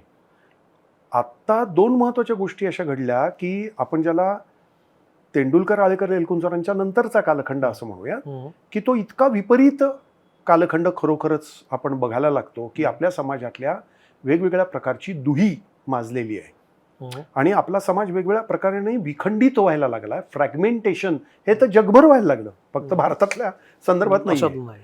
आणि ते विखंडितीकरण वेगवेगळ्या माध्यमांनी, मगाशी जो आपण मोबाईलपासून अनेक गोष्टींचा बघितला, माणसांच्या अस्मिता, मी कोण याचेच विविध अर्थ लागायला लागले लोकांना. कारण आपल्यासाठी जग नावाची संकल्पनाच आता प्रचंड मोठी झालेली आहे. म्हणजे बघ, तुकारामाच्या काळात माहीत असणारं जग, नंतरच्या काळात माहीत असणारं जग, किंवा दुष्काळ पडलेला, किंवा त्यावेळेस प्लेग आलेला, आणि आज कोविड आलेला, याच्यात खूप फरक आहे बरोबर. जगभर, आणि आपल्याला ती चित्र दिसत होती, त्याच्यामुळे आपल्या मनावर भीती वाटत होती. आजच्या भीतीची स्वरूपं आणि प्रारूपं पण वेगळी आहेत, कारण आपल्याला रोजच पेपर उघडल्यानंतर आणि टीव्ही बघितल्यानंतर जगातले प्रश्न हे आपले प्रश्न वाटायला लागलेत. आणि ते होणारच ना, की अमेरिकेचं युद्ध थांबते का नाही, बरोबर बरोबर, त्याचा इम्पॅक्ट, त्याचा परिणाम आपल्यावर होत असतो. बरोबर. तिकडे म्हणजे त्याच्या डाळीचे परिणाम इथल्या शेतकऱ्याला भावमालामध्ये फरक पडायला लागतो त्याच्यामुळे, आणि त्याच्याशी जगाशी संबंध आहे. हे जे अर्थकारण आहे यांनी माझ्या मनावर होणारे परिणाम आणि माझ्या वृत्तीत होणारे परिणाम, माझ्या चलनवलन हे आपोआपच व्हायला लागतात. त्याप्रमाणे माणसं बोलायला लागतात. आता गंमत अशी झाली की समजा एक घटना अनेक घडत गेलेल्या आहेत, की अगदी टेररिझम असा आपण शब्द वापरला. हा याचा उदय झाल्यानंतर म्हणजे इंदिरा गांधींचा खून झाला, राजीव गांधींचा खून झाला, मग तुम्हाला लक्षात येईल की सतीश आळेकरांसारखा नाटककार सुद्धा बदलला आणि त्यांनी अतिरेकी नावाचं नाटक लिहिलं. आणि ते नाटकात तुम्हाला सरळ सरळ दिसतं किंवा पिढीजातमध्ये तुम्हाला दिसतं की बदललेल्या समाजाचे काय काय परिणाम आहेत. भ्रष्टाचार हेच महत्त्वाचं होणं, इथली बिल्डर लॉबीच महत्त्वाची होणं, गुंडगिरीलाच महत्त्व येणं, इथल्या संस्था संघटना मोडीत निघणं, इथली जी विचारसरणी आहे ती कोलॅप्स होणं, याचंच दर्शन आम्ही चौक नावाच्या नाटकात घडवलं होतं. की आता वेगवेगळ्या विचारसरणी तुंबल्यात आणि त्या रस्त्यात चोकअप झाल्यात, वाहनं वाढली, ट्रॅफिक जॅम वाढला, पोल्युशन वाढलं. ते पोल्युशन वेगवेगळ्या प्रकारचं आहे, त्याचं एका अर्थाने प्रतिबिंब त्या नाटकात पडलं. जेव्हा मी आनंद ओरी करत होतो तेव्हा म्हणजे मी तरी माझी नाटक करण्याची पद्धत अशी की मला ते नाटक अटळणीयपणे करावं असं वाटलं पाहिजे. आपल्या समाजातल्या म्हणजे त्या कादंबरीचा विषय काय आहे की हरवलेल्या तुकारामाचा शोध. तुकाराम दिसत नाहीये म्हणून त्याचा भाऊ शोधतोय. आता हरवलेला तुकाराम याचे मराठीमधले अर्थ विविध असू शकतात. हो अगदी. ज्या समाजामध्ये तुकारामच हरवला आहे, तुकाराम हे सहिष्णुतेचे जर प्रतीक मानलं, तर ज्या समाजामधली सहिष्णुता हरवली आहे त्याच तुकारामाचा मी शोध घेत निघालोय. अतुल पेठे किंवा आमच्या नाटकवाले आम्ही, कारण एका बाजूनी काय गोधरा घडतंय, एका बाजूनी 9/11 घडतंय, आणि समाजातली ह्या सहिष्णुतेला आपण असं म्हणतो की वाळवी लागलेली आहे संपूर्ण. आणि कुठेही तुम्हाला दिसत नाही वेगवेगळ्या प्रकारचे आज जे मानसिक आजार दिसायला लागले, लोक अतिशय बेभान व्हायला लागली, आणि आपल्या आपल्यातच आपल्याला शत्रुत्व वाटायला लागलं, आपले संशय यायला लागले. याच्याप्रमाणे माझी नाटकं पण बदलत गेली आणि ती आपोआप बदलत गेली. माझीच काय, इतरांची पण त्यांना न कळत बदललेली नाटकं आहेत. त्यांनी कितीही म्हणो, पण आता काय माझी राजकीय भूमिकाच त्यातनं तयार होते, कारण प्रत्येक माणसाला स्वतःची भूमिका असते. बरोबर. मी यातला नाही आणि त्यातला नाही असं म्हणणारे लोक सगळ्यात लबाड लोक असतात, कारण ते फक्त फायदेशीर राजकीय भूमिकेचाच लाभ घेतात. माझी भूमिका जी आहे ती भूमिका मला असं वाटायला लागलं की समाजातला आपण काय म्हणत होतो, शेवटच्या घटकापर्यंत तुम्हाला गोष्टी मिळतात की नाही, इथला जात पात धर्म याच्या पल्याड जाऊन मी फक्त अमुक अमुक घरात जन्माला आलो म्हणून मला नाही फायदे मिळाले पाहिजेत. तुम्ही समाजात कुठेही जन्माला या, तुम्ही रस्त्यावर जन्माला या, पण तुम्हाला संविधानानं ते हक्क आणि अधिकार दिलेले आहेत, त्याचं पालन होतंय की नाही हा खरा प्रश्न आहे. तुम्हाला संविधान काय सांगतंय की तुम्हाला तुमच्या धर्माची जपणूक करता येईल. मग आज खरी अर्थाने जपणूक करता येते का? आपण कोणाची कोंडी करतो, आपण कुठल्या समाजाला मागे ढकलतो, कुठल्या समाजाचे गैरफायदे घेतो, कुठल्या समाजात भांडणं लावतो सत्ता स्पर्धेसाठी, ह्याच्यावरनं मला असं वाटतं की आजचं राजकारण वेगवेगळे रूप घेत असलेलं आपण सगळेजण पाहतो. पण मग या सगळ्या राजकारणाचा दबाव एक नाट्यकर्मी म्हणून तुझ्या येत असणारच आहे. 100% येतो, आणि म्हणून तर माझी नाटकं बदलत गेली. मी समाज स्वास्थ्यासारखं नाटक त्यासाठीच केलं. अरे आज NCERTच्या याच्यामध्ये ती जी काही, खरं तर ती डान्सिंग गर्ल म्हणणं पण बरोबर नाही, कारण ती कष्टकरी महिला आहे असाही मुद्दा आहे, त्याच्याशी अनेक महत्वाचे मुद्दे आहेत. मोहनजोदडोतली बाई आहे, तिला वस्त्र घातली. आता काही शतकांपूर्वी इटलीमध्ये आणि युरोपमध्ये हेच झालं होतं की नग्न शिल्पांना त्यांनी पान लावलं, आणि मग आमच्या रधोकर्व्यांनी केलेले लढे त्याच्याच विषयीचे आहेत. समाज स्वास्थ्यावर ह्याचाच गुन्हा दाखल झालेला होता की ते लैंगिक चित्र छापतात वगैरे वगैरे. आणि मग झाकपाक करणं, ढोंगीपणा हा तेव्हाही होता आणि आज आता अधिक प्रमाणात व्हायला लागलाय. आपण म्हणजे प्रगती कुठे साधली, आपण पुन्हा मागच चाललोय, पुन्हा मागे चाललो. पण मग परत आपण मागे जर जात असू तर प्रत्येक वेळा जो नाटकवाला आहे, जो कलाकार आहे, त्याचं हे काम असतं की त्यांना भान आणणं. त्याच्यासाठी माझी कला आहे की अरे आपण कुठल्या समाजाच्या टप्प्यावर उभे आहोत हे सांगणं. एखाद्या इतिहासकाराचं, एखाद्या समाजशास्त्रज्ञाचं, एखाद्या शास्त्रज्ञाचं पण काम असतं की त्यांनी खरं बोलणं, खरं सांगणं. म्हणून तर सॉक्रेटिसचं वीरमरण आपण असं सांगितल्यामुळं जो एक खूप मोठा जनसमुदाय आहे त्याला खुपतोस ना तू. आणि मग असा सांगणारा माणूस एकटा एकटा नाही का पडत जात. पण आपण दोन गोष्टीत फरक केला पाहिजे, एकटं पडणं आणि एकाकी पडणं. हा. लोनलीनेस आणि अलोननेस याच्यात मूलभूतच फरक आहे. हम्म. मला नाही वाटत मी एकटा पडलो. त्याचं कारण असं आहे की या समाजातल्या बहुसंख्य लोकांना असे विचार मान्य असतात, कारण ते तसं जगत असेही असतात. नव्या काळाचे सगळे फायदे घेऊन लोक सायंटिफिकली जगत असतात, नाही तर मोबाईल कसे वापरतील. बरोबर. तुम्हाला विमान उडतं हे काय कोट अनकोट देव तर उडवत नाही, बरोबर. तुम्हाला त्याच्यात सायन्स आहे ना. करेक्ट. त्याला तुला ते सायन्स सोडून जाता कसं येईल. तुला साधा रस्ता बांधायचा झाला, तुला घरात पाणी आणायचं झालं, वीज आली, हे आता रेकॉर्डिंग चाललंय, हे सायन्सचीच रूप आहेत ना सगळी. ती सोडून आपलं जगणं असं असू शकत नाही. ते श्रद्धा, अंधश्रद्धा, देवऐकिनी हा सगळा वेगळा भाग आहे. बरोबर. तो आपल्याला वेगळ्या चर्चेचा भाग ठेवता येतो. बरोबर. पण माझा मूलभूत प्रश्न असा आहे की लोकांना हे कळत असतं. मला स्वतःला कधीही असं एकटं बिकटं वाटलेलं नाही. पण मग असं जे भान आणणं आहे ना, एकटं कुठल्या अर्थानं म्हणतोय मी, की आपण असं जेव्हा भान आणून देऊ पाहतो तेव्हा त्याचे काही दबाव येतात का नाट्यकर्मीवर. येतात ना, कारण तुम्हाला सेन्सॉरशिप जुगारायचे कसे, तू कसं जुगारतोस. दोन गोष्टीत मी काय पद्धतीने बघतो की हे तुझे प्रश्न थोडे अवघड आहेत की म्हणजे उत्तरं देण्यासाठी त्याला थोडा अधिक शब्द वापरावे लागतील. बर. मी मगाशी जो सुरुवातीला असं म्हटलं की मी उगाचच कोणाची टिंगल का करू, टवाळी का करू. बरोबर. एखादीची अस्मिता ती असेल तर मी त्याला का लाथाडू, असा प्रश्न मी पण मला विचारला पाहिजे, जो मी आजपर्यंत विचारत आलो. पण मला जर ते वाटलं तर त्याची जबाबदारी मी घेईन. तेंडुलकरांनी घाशीराम कोतवाल लिहित असताना ती जबाबदारी घेतली, त्यांनी घाशीरामचं नाव नाही बदललं. बरोबर. म्हणजे उचलली जीभ लावली टाळ्याला, याला मी अभिव्यक्ती स्वातंत्र्य म्हणत नाही. त्याची जबाबदारी मला पण घ्यावी लागेल, कारण माझ्याप्रमाणे समाजामध्ये तुझेही काही मत आहेत, बरोबर, मुद्दे आहेत. हो. त्या सगळ्यांशी संवाद साधून मला ते करायला पाहिजे.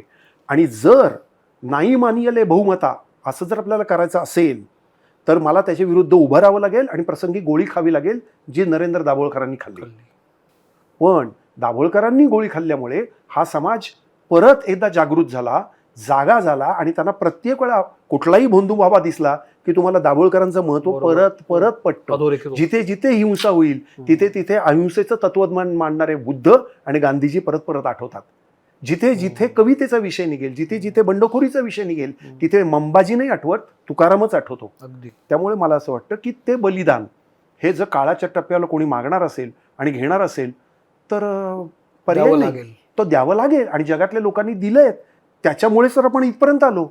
राजाराम मोहनराव होते म्हणून आपण इथपर्यंत आलो. आणि इथल्या आपल्या ज्या ताया बहिणी आहेत, आज त्यांना काय केशवपन करावं लागत नाही आणि बालविवाह करत नाही. हे आपल्या इव्होल्युशन म्हणजे उत्क्रांतीचे टप्पे जे आहेत माणसाचे, त्याच्यात अनेक लोकांनी बलिदान दिलेलं आहे. खरं बोलण्याचे तोटे होत असतील तर ते तोटे मी आनंदाने सहन करायला तयार आहे. तुला यापूर्वी तोटे झालेले आहेत? असं मला काही कोणी धाक दिलेलं नाही आहे किंवा कोणी कारण मला असं वाटतं की माझा नेमका हेतू काय आहे. मला काय, मी काही पॉवरवाला माणूस नाही ना, मला काय पॉवर नको आहे. मला सत्तेत कुठे जायचं नाही. केवढं मोठं पॉवर तुझ्याकडे आहे नाटकासारखी. हा, पण त्यातनं मला ती पॉवर मिळवायची नाही की जी करप्ट करेल. करेक्ट. मला लोकांना विचाराभिमुख करायचं आहे, ज्याला मी म्हणतो विचार सन्मुख करायचं आहे. विचार विन्मुख नाही करायचे. दोन शब्द जवळचे आहेत. विचार विन्मुख करणं आणि विचार सन्मुख करणं. मला हेतू काय आहे? विचार सन्मुख करणं. माझा हेतू काय आहे? हे जग चांगलं होणं, समाज चांगलं होणं, आपला देश चांगलं होणं. आता आपण जर प्रश्न, मी जर तुला म्हटलं की मला असं असं आहे तर लगेच तुझं मला देशद्रोही ठरवणार असशील किंवा तू तुझ्या काय इथला गुंड असशील आणि मला मारणार असशील तर मी काय करू शकतो. तर टीका सहन करणारा, समीक्षा सहन करणारा माणसं आता राहिली नाहीयेत किंवा ती राहू नयेत अशी व्यवस्था निर्माण होत असताना आज मला नव्याने परत उभं राहावं लागेल, काम करावं लागेल, पुनर्विचार करावा लागेल आणि लोकांना आपल्या कृतीतनं समजावावं लागेल की हे महत्त्वाचं आहे. माझ्यासारखा माणूस, मला असं एक लक्षात आलं की प्रायोगिक नाटक जर करत राहिला तर अनेक छोटी छोटी माझ्यासारखी लव्हाळी, मी काय कोणी मोठा माणूस नसेल, लव्हाळं असेल, पण ती लव्हाळीच आज समाजाला बांधून ठेवतील अशी माझी खात्री आहे. पण मग या कारणामुळेच प्रायोगिक नाटक करणारा टक्का कमी कमी होत चाललाय का? इनफॅक्ट वाढत चाललाय. मित्र, पुण्यात जर आलास पुण्यात तर खूपच वाढलं. आता गंमत अशी दिसेल की ते वाढत चाललं. आता हे पुढच्याच महिन्यामध्ये नागपूर येथे एक छान बॉक्स थिएटर चालू होत आहे. आता नाशिकला नवीन मुलं, आमचे दत्ता पाटील, सचिन शिंदे, प्राजक्त सारखी मुलं आहेत, अत्यंत संवेदनशील लोक आहेत. ते नवीन नाटक करतायत. त्यांच्यासमोरचे प्रश्न वेगळे आहेत. कोल्हापूरला असे प्रयत्न चालू आहेत, ठिकठिकाणी छोटे छोटे आहेत. बर आत्ताचा आमचा जो प्रश्न आहे तो नाटककार नाही आहे. आता ऍक्टिव्हिटी खूप होती आहे, बर परंतु चांगले नाटककार, आमचे चांगले नाटककार जे असतात ना, थोडे चांगले लिहायला लागले की तुमचे सिरियलवाले आणि सिनेमावाले त्यांना पळवतात. आणि आमच्या वेळेस कसं होतं, आमच्या याला एकच भोक होतं, ते टनेल सारखं, त्यामुळे जे काही व्हायचं ते त्यातलं यायचं. आता चाळणी झाली, त्या पाणी टाकलं की त्या चाळणीतनं सगळं पाणी वाहून जातं ना. तर तुम्हाला थोडी दम धरावा लागतो, दमसास असावा लागतो, ठहराव असावा लागतो, आणि नाटक करण्यासाठी तो खूपच असावा लागतो.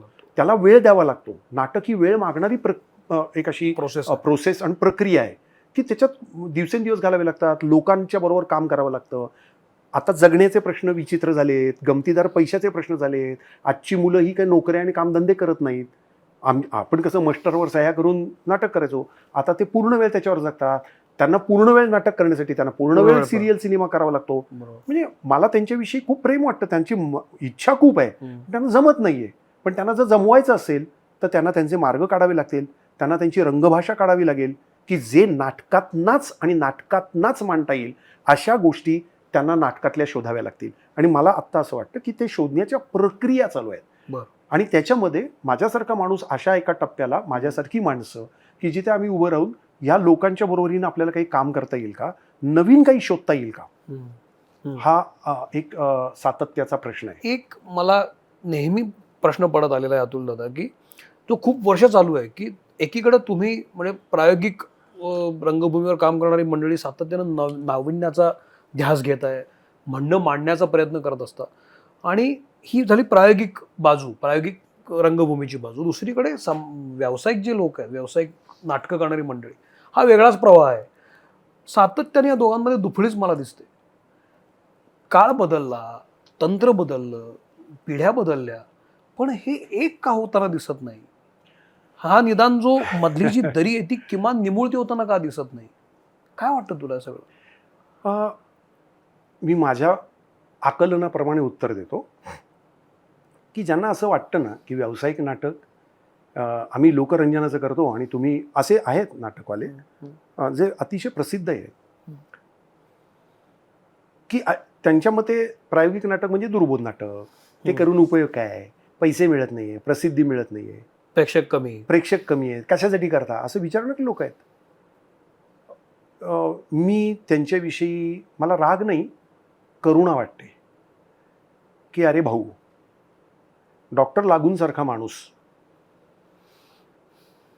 जो व्यावसायिक नाटक करायचा आणि ज्यांनी इतकी प्रायोगिक नाटकं केली, खरं तर त्यांचं मन खरं प्रायोगिक नाटकातच रमलं. डॉक्टर लागूंची जी रेंज होती, म्हणजे अगदी त्यांनी जुनी नाटकं केली, शिरवाडकरांची नाटकं केली, गोपू देशपांडेंची केली, अगदी आमचं सूर्यपालेला माणूस केलं, प्रेमानंद गजवींचं केलं. ह्या माणसाला आस होती नाविन्याची. डॉक्टर लागू हे कायम समकालीन राहिले. आपण असंही करू शकतो ना की जे नॉस्ट्रेलियातच जमतात, अजून जुनच नाटक करतात, त्या जुन्याच पद्धतीने करतात. आता आमची काही नवीन मुलं व्यावसायिक रंगभूमीवर नाटक करतात, ते जुन्या पद्धतीचं नाटक करतात. त्यांचं आजचं नाटक बघून, अरे तुझी नवीन भाषा कुठे आहे, तू वापरतोस आजची भाषा मोबाईलवर आणि तू जे नाटकाची अभिव्यक्ती करतोस ही मात्र अत्यंत मिडिऑकर आहे. मिडिऑकरला मराठीत एक शब्द चांगला आहे, तो म्हणजे सुमार. आता बेसुमार सुमार झालेले लोक आहेत. आता हे सुमारीकरण जे आहे, सपाटीकरण जे आहे, जे जे मार्केट ओरिएंटेड आहे, जे तुम्हाला मार्केट सांगतं की हे चालतं, त्यामुळे माझ्यासाठी नाटक हे प्रॉडक्ट नाही आहे. अनेक लोक म्हणतात की आता एक प्रोजेक्ट करूयात आणि प्रॉडक्ट करूयात. ह्या प्रोजेक्टही नाही आणि प्रॉडक्टही नाही. असं जर असेल तर ती एक कला म्हणून आपण बघितली पाहिजे, हा महत्त्वाचा मुद्दा. हे व्यावसायिक लोकांना, जे व्यावसायिक रंगभूमी करत असतील, म्हणजे तू जर असं विचारलंस की किती व्यावसायिक आज रंगभूमीवरच्या लोकांनी माझं नाटक बघितलंय, त्यांना ही गरज का नाही वाटत की यांचं जाऊन बघूयात तरी काय म्हणतायत. पण मग दोष माझा नाही आहे. बरोबर, गाणाऱ्याचा जसा दोष असू शकतो तसा ऐकणाऱ्याच्या कानातही दोष असू शकतो. तू जर चांगलं ऐकलंच नाहीस, तू जर चांगलं बघितलंच नाहीस, तर तुझी दृष्टी विस्तारेल कशी, तुझा वर्ल्ड व्ह्यू, ज्याला जीवनदृष्टी म्हणतात, ही वाढेल कशी, तुझे ते कलेमध्ये कसं रिफ्लेक्शन येईल. त्यामुळे आपल्याकडे जे जे गाजलेले आणि नावाजलेले लोक असतात ते बहुसंख्य वेळा सुमार दर्जाचे असतात आणि ते आहेत. त्यांनी काय नवनिर्मिती केली, तुमची व्हॅल्यू ॲडिशन काय आहे, तुमच्या त्या रंगभूमीला तुम्ही नवीन काय डायमेन्शन दिलं, परिमिती दिलीत, असा प्रश्न विचारला तर तुम्ही किती वर्ष थिएटरमध्ये काम करतात, म्हणजे खूप म्हातारा झालो हे काही होऊ शकत नाही, कारण सगळेच म्हातारे मात्र होणार आहेत. होतं. हो. एखादा माणूस 50 नाटकं करेल, 100 नाटकं करेल, हो. हे क्वांटिटीलाही एका मर्यादेनंतर महत्व नाही. बरोबर. तुम्ही त्या नाटकात मूल्य काय प्रदान केलं, नवीन पॅराडाईम शिफ्ट काय केला, हा महत्वाचा मुद्दा आहे की नाही. 100% की जे आजपर्यंत नव्हतं ते तुम्ही काहीतरी एक मूल्य दिलं, नवीन दृष्टिकोन दिला. तुम्ही काहीच दृष्टिकोन दिला नाही, कारण तुम्ही जे आज म्हणताय ते कानेटकर, कालेलकर, बाळ कोल्हटकरांनी आधीच म्हणून मांडून ठेवलंय. ठेवलंय. तुम्ही ते फक्त गिरवतात. पण आपल्याकडची दुर्दैवाची परिस्थिती अशी आहे की इथे समीक्षा नसल्यामुळे, मूल्यमापन नसल्यामुळे कोण मोठा हेच कळत नाही. आणि जे पेपरामध्ये रोज येतात तेच एलकुंचवारांनी खूपच त्याची खिल्ली उडवलेली आहे. आणि चांगल्या शब्दात हे आजकाल सगळेच जण दिग्गज झालेले आहेत. हल्ली कोणी कशावरही कितीही बोलू शकतं. हे जे सुमारीकरण आहे, कारण या देशातला, या समाजातला खरा विचारवंत कोण आहे, तो विचारवंत नाही आहेत. विचारवंत आता खाली जायला लागलेत. आणि जे समाजाच्या पृष्ठभागावर कोण यायला लागलं, तर या सोशल मीडियामुळे बेसुमार लोकांना असं कळायला लागलं की आपण सुमार आहोत आणि असे सुमार बेसुमार आहेत. त्यामुळे आता एकत्र होऊयात आणि झुंडीने राज्य करूयात. पण यांच्याकडे आपण दुर्लक्ष करावं असं माझं मत असेल, कारण मला त्याच्यासाठी एवढा वेळच नाही. नाहीये. कारण मला माणूस म्हणून, कलाकार म्हणून माझ्या इच्छाच वेगळ्या आहेत. मला असं वाटतं की खूप गोष्टी आहेत अजून करायच्या, आणि आपण त्या जर तयार करत गेलो, कारण दोन गोष्टी आहेत ना, की भांडत आणि चर्चा करत कुठे, तुला नाही बघायचं नाटक, नको बघू. एखाद्याला कडबा खायचं, कडबा खाईल. एखाद्याला कडधान्य खायचे, कडधान्य खातील. मला कडधान्य खायचं. हे काय विचारलं अतुल दादा, सर्वसाधारणपणे काय होतं, टीव्हीमध्ये किंवा सिनेमामध्ये सातत्यानं काम करणाऱ्या नटाशी जेव्हा मी बोलतो तर तो म्हणतो की मला तर नाटक करायचं आहे, मला हे खूप झालं तर मला नाटक करायचं, नाटकामुळं जो लाईव्हलीनेस येतो आणि समृद्ध करतं नाटक वगैरे. हे झाल्यानंतर काही महिन्यानंतर मी त्या नटाला जेव्हा नाटकात बघतो, ते नाटक तू म्हणतो तसं कुठलं तरी जुनं ठरलेलं दिवाणखानीच नाटक असतं, व्यावसायिक. पण त्याला असं का वाटत नाही की आपण काहीतरी प्रयोग करून बघूया, स्वतःवरही प्रयोग करूया, प्रयोगशील माणसाकडे जाऊया, ज्यातून आपल्यामध्ये काहीतरी बदल होतील, काहीतरी नवीन शिकायला मिळेल. सो ही जी मंडळी आहेत ज्यांना खरंच नाटक करायचंय, ही मंडळी पुन्हा त्यातच पडताना दिसतात, ती इकडं काय येत नाहीत. जसं मी साठेचं मध्ये अश्विनीला बघितलं की ती मला किमान मुलगी इकडे दिसली, काहीतरी वेगळं करू पाहतेय. नाटकातनं पण मला दिसलं, मला अनबिलिव्हेबल होतं की ही मुलगी इतकं छान काम करते, मला माहित नव्हतं. असा जो काही एक देवाणघेवाण व्हायला पाहिजे ती का होताना दिसत नाही. प्रायोगिकवर अप्रतिम काम करणारा मुलगा का व्यावसायिकमध्ये दिसत नाही मला, की अरे सुंदर काम करतो, हा इकडे काय येत नाही. हे जे काही म्हटलं तर आपले सगळे आपण एकत्रच काम करतो, तर ही देवाणघेवाण आहे ही का होताना दिसत नाही. त्याच्यात एक महत्वाचं म्हणजे यशाचे जे मापदंड असतात ना, हे बघ, व्यावसायिक नाटक आपण ज्याला म्हणूयात त्याला असं मी म्हणेन, दोन शब्द डॉक्टर लागू वापरायचे ते मला आवडतात. मी स्वतःला असं म्हणतो, I am a professional experimental theatre person. व्यावसायिक पद्धतीने मी माझं नाटक करतो. म्हणजे काय, तर माझी तिकीट विक्री, माझ्या लोकांची बसण्याची व्यवस्था, माझ्या तालमी व्यवस्थित केलेलं आणि लोकांशी असलेले व्यवहार हे व्यावसायिक पद्धतीने पाहिजे. आता तुम्हाला इथं 2ला बोलवलं, मी 2ला, हा मी याला मी व्यावसायिक पद्धत असं म्हणतो. बरोबर. धंदेवाईक वेगळं, ज्याला कमर्शियल, आणि प्रोफेशनल वेगळं. हे दोन शब्दात गफलत नको करायला. बरोबर. आता ज्यांना धंदा म्हणूनच नाटक करायचं आहे त्यांचं सगळं लक्ष पैसे मिळतात की नाही याच्यावरच आहे. आणि आमच्यासाठी पैसे फार शेवटचा मुद्दा येतो. पैसा हाच जर मुद्दा महत्वाचा असता तर बेगंबर वेसारखं नाटक, महानिर्वाण सारखं नाटक, वेटिंग फॉर गोदो सारखं नाटक हे चालतच राहिलं असतं, म्हणजे तुम्हाला बघायलाही मिळालं नसतं आणि त्याची किंमत काही नाही. असं कादंबऱ्यांमध्ये पण दिसेल, कवितेमध्ये पण दिसेल, त्याला काही पर्याय नाही. अरे तुकारामाच्या काळात सुद्धा अनेक पॉप्युलर कीर्तनकार होते. तुकारामांनी असं ठरवलं की या पद्धतीचं कीर्तन मी करायचं नाही. आज अनेक कीर्तनकार तुम्ही टीव्ही लावलात की दिसतात, आणि ते काय बोलतात आणि मग त्यांना माफी मागावी कशी लागते आणि काय ते अश्लील बोलतात. हे कुठले कीर्तनकार असं वाटतं, वाटतं की नाही. आता ते कितीही पॉप्युलर असले आणि त्यांना एका कीर्तनाला 5 लाख रुपये मिळत असले तरी तो कीर्तनकार हा समाजाच्या आत्ता तात्पुरता पॉप्युलर, ज्याला पॉप कल्चर म्हणतात, यातला महत्वाचा असेल.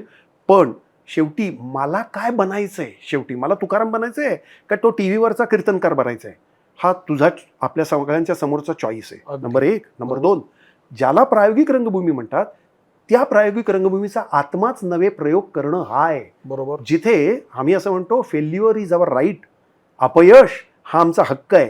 कारण प्रयोग करायचे आहेत ना, एकदम दिवा लागत नाही एडिसनचा. त्याच्यासाठी अनेक दीर्घकाळ प्रतीक्षा करावी लागते, तपश्चर्या करावी लागते, साधना करावी लागते. आणि माहिती नाही की तुम्हाला आवडेल का नाही आवडेल, पण त्याच्यातनं नवीन काहीतरी जो सृजन करायचं असेल, जे यशाचे मापदंड आहेत ते थोडंसं लोकांच्या इकडे तिकडे करून मी प्रायोगिक नाटक आता तिकडचं सिनेमा सिरियल न करता मी इकडे करतो, तर पुन्हा मी तेच हिशोब डोक्यात ठेवून करणार आहे. बरोबर. तुम्ही पूर्णतः स्वतःला एक्सपोज करायला तयार आहात का? असा खरा प्रश्न आहे की मी मला संबंध उकलूनच बघतो. एकदा माझं आधीचं जे मला येत होतं ते मी करणार नाही. एक चांगला चित्रपट दिग्दर्शक असा म्हणला, I expose myself on the celluloid. मी स्वतःला सोलवटून काढतो आणि पूर्णतः नग्न करतो सेल्युलॉइडवर. तसं मी असं म्हणतो की तुमची ही तयारी आहे का की माझ्यातल्या क्षमता जर मला वाढवायच्या असतील तर मी जे आधी होतो तो आज नाही आहे, तर आज माझी भाषा, माझी अभिव्यक्ती, माझ्यातला स्किल सेट्स हे मला बदलले पाहिजेत. आणि हे बदलायची तयारीसाठी मोठं धैर्य लागतं, ताकद लागते मानसिक, आणि ठहराव लागतो, आत्मविश्वास लागतो. आपण जी कृती करतो ती अभ्यासाने करायची आहे आणि त्याच्यासाठी मला वेळ द्यायचा आहे आणि पूर्णतः मला त्याच्याशी समरूप एकरूप होऊन मला माझाच शोध घ्यायचा आहे, खोदायचं आहे मला. अशी ज्याची तयारी आहे तोच प्रायोगिक नाटक करू शकतो आणि ते नाटक पुढे जाऊ शकतं. अनेक डॉक्टर लागूंची नाटकं होती की ज्याच्यात ते फेल्युअर्स असतील, अमोल पालेकरांची असतील, जब्बार पटेलांची असतील, आळेकरांची असतील, पण त्यांचं ध्येय हे नाटक शोधणं होतं. आणि मला असं वाटतं हे जे डेअरिंग ज्यांच्यात असेल त्यांनाच नवनवीन शिखरं दिसतील. अन्यथा बघितलेली शिखरं, दरवर्षीचे दिवाळीतले किल्ले हे आपल्याला दिसतात. दिवाळीतले किल्ले वेगळे आणि एव्हरेस्ट आणि सिंहगड वेगळा, याचं भान आपण ठेवायला पाहिजे. मगाशी बोलता बोलता बोलत माझ्या डोक्यात राहिलं ते, म्हणून मी बोलतो की ही जी सगळी नाटक मंडळी आहेत, नाटकवाली आहेत, व्यावसायिक नाटकवाली आहेत, त्यांनी तुझं नाटक बघितलं नाहीये. म्हणजे काही नावं नाही घेऊ शकत, नावं नको मला, पण शेकड्यानी माणसं आहेत की ज्यांच्यासाठी मी अजून जन्माला आलेलोच नाहीये. काय सांगतोस? त्यांना गरजच वाटत नाही तर काय करणार. अरे पण नाटकांनी कशाला थक्क व्हायचं सौमित्र.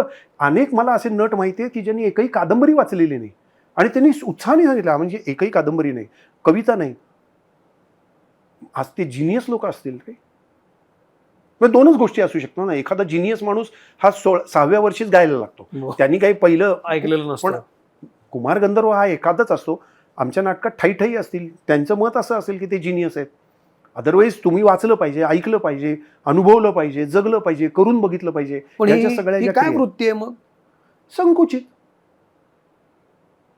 पण मग त्याच न्यायानं तू त्यांची नाटकं बघितली आहेस? 100%. मी फॅन आहे त्यांचा, कारण त्यांच्यापासून मला काहीतरी मिळतं ना. आपण एक गृहीत धरू की व्यावसायिक रंगभूमीवरचा आपण कोण, अगदी पॉप्युलर सिद्धार्थ जाधव असतील, काय कामं करतात. भले ते माझं नाटक बघतील की नाही हा वाद वेगळा. प्रशांत आमले माझं नाटक बघतील की नाही, पण ते ज्या पद्धतीने एनर्जीनी साखर खाल्लेला माणूस करतात ती एनर्जी मला घेण्यासारखी आहे. कारण मला नाटक नावाची गोष्ट ब्रॉड लेवलवर दिसते. ते माझं हा काय माझा व्यक्तिगत मुद्दा नाही ना. तो त्यांचं उन्नयन त्यांनी करायचं की नाही हा त्यांचा मुद्दा आहे. पण व्यावसायिक नाटक मला बघायला का नाही आवडणार? व्यावसायिक म्हणजे ते करतायत काय नवीन, ते माझ्या मनात रुंजी घालेल का, ते मला शहाणं करेल का. पण उद्या दादा कोंडकेचे सिनेमे मी चक्क बघितलेले सगळे, पण मला ते आयुष्यभर आठवत राहतील का? कदाचित नाही आठवणार. मला जब्बार पटेलांचे आठवतील किंवा नागराज मंजुळेचा आठवेल किंवा कोर्ट सारखा सिनेमा चैतन्य तामाणेचा आठवेल. त्यामुळे मी काय विचारलं की त्यांनी पाहिलं नाही हा एक भाग झाला, पण तू पाहतोयस, तू सर्वार्थानं पाहतोयस. माझ्या इतका अनेक नाटकं बघणारा दुसरा दिग्दर्शकच नाही. मी आमच्या प्रायोगिक नाटकातले दिग्दर्शक सुद्धा एकमेकांची नाटकं बघत नाहीत, हा माझा त्यांच्यावरचा आरोप आहे. कारण आम्हाला ही सवयच नाही दुसऱ्याचं जाऊन बघायचं. आपण दुसऱ्यापासून काही शिकू शकतो. दुसऱ्याचं अपयश जरी असेल तरी ते बघायला गेलं पाहिजे, ते सेलिब्रेट करायला गेलं पाहिजे.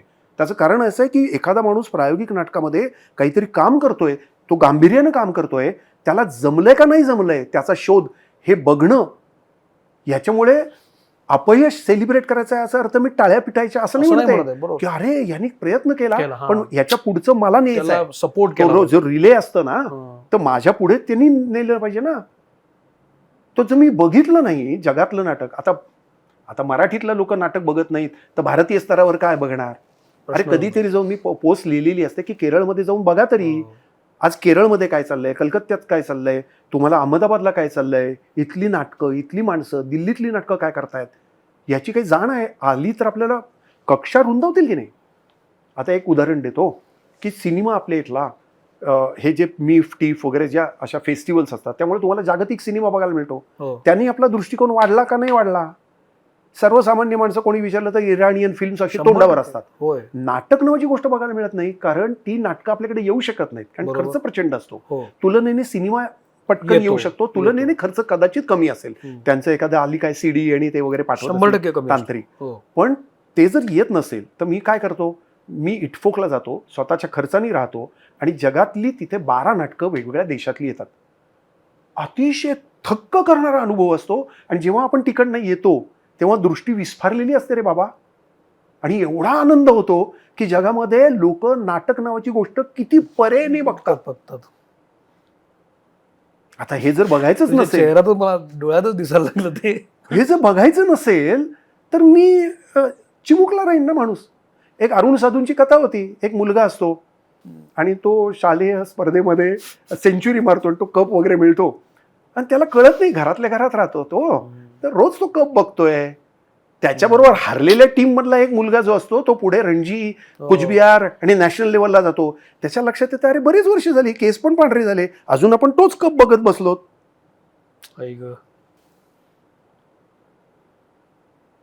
हे मला रूपक म्हणून आवडतं, मेटाफर म्हणून. आता तुम्हाला काय बघत बसायचंय, ते राज्यनाट्य स्पर्धेचं बक्षीस बघत बसायचंय का स्वतःला मोठं उन्नत करायचंय? आणि सगळं जर यश हे सारखं पैसे किती मिळत आहेत आणि लोक किती दही अंडीला बोलत आहेत याच्यावरच असेल तर तुमचा तुम्हाला लखा लाभ हो. याच्यावरच नाटक लिखित ते मला नाही जमणार, कारण तू मधल्या काळात, आपण आता शेवटच्या टप्प्यावर आलेलो आहोत, म्हणजे खूप अजून बोलायचं राहिलंय. म्हणजे तू परदेशातलं तुझं जाणं, तिथली नाटकं, मला माहिती आहे की वेळ कमी पडणार आहे, पण एक महत्त्वाचा मुद्दा सांगतो की लॉकडाऊनने तू महत्त्वाचा प्रयोग केलास. लॉकडाऊनमध्ये जेव्हा सगळे घरात होते तेव्हा तू डिजिटलायझेशनचा तिथं तू नाटकं शूट केलीस. 3-3 मिनिटाचे काय मला वाटते प्रयोग केला होतास. तर तंत्र आणि नाटक याकडे कसं बघतोस तू? खरं सांगू का की आता ते कोरोना वगैरे जे कालखंड होता आणि आपल्याला वाटतच नव्हतं की आपण जगू, कारण इतकी भीती आपल्याला सगळ्यांना वाटत होती आणि एक विपरीत परिस्थिती आपल्याला भोगायला मिळत होती, कारण आपण असा पद्धतीचा लॉकडाऊन कधी आजपर्यंत सामोरं गेलेले नव्हतो.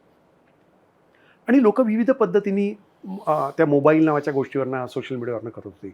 पण मला असं वाटतं नाटका तंत्र याच्याशी काही संबंध नाही. तंत्रपेक्षा माणूस आणि नट, जिवंत त्या रंगभूमीवर बघणं, तो काय कला करून दाखवतो, तो जे काय मॅजिक, ते जी काय जादू करून दाखवतो, त्याला तोड नसते.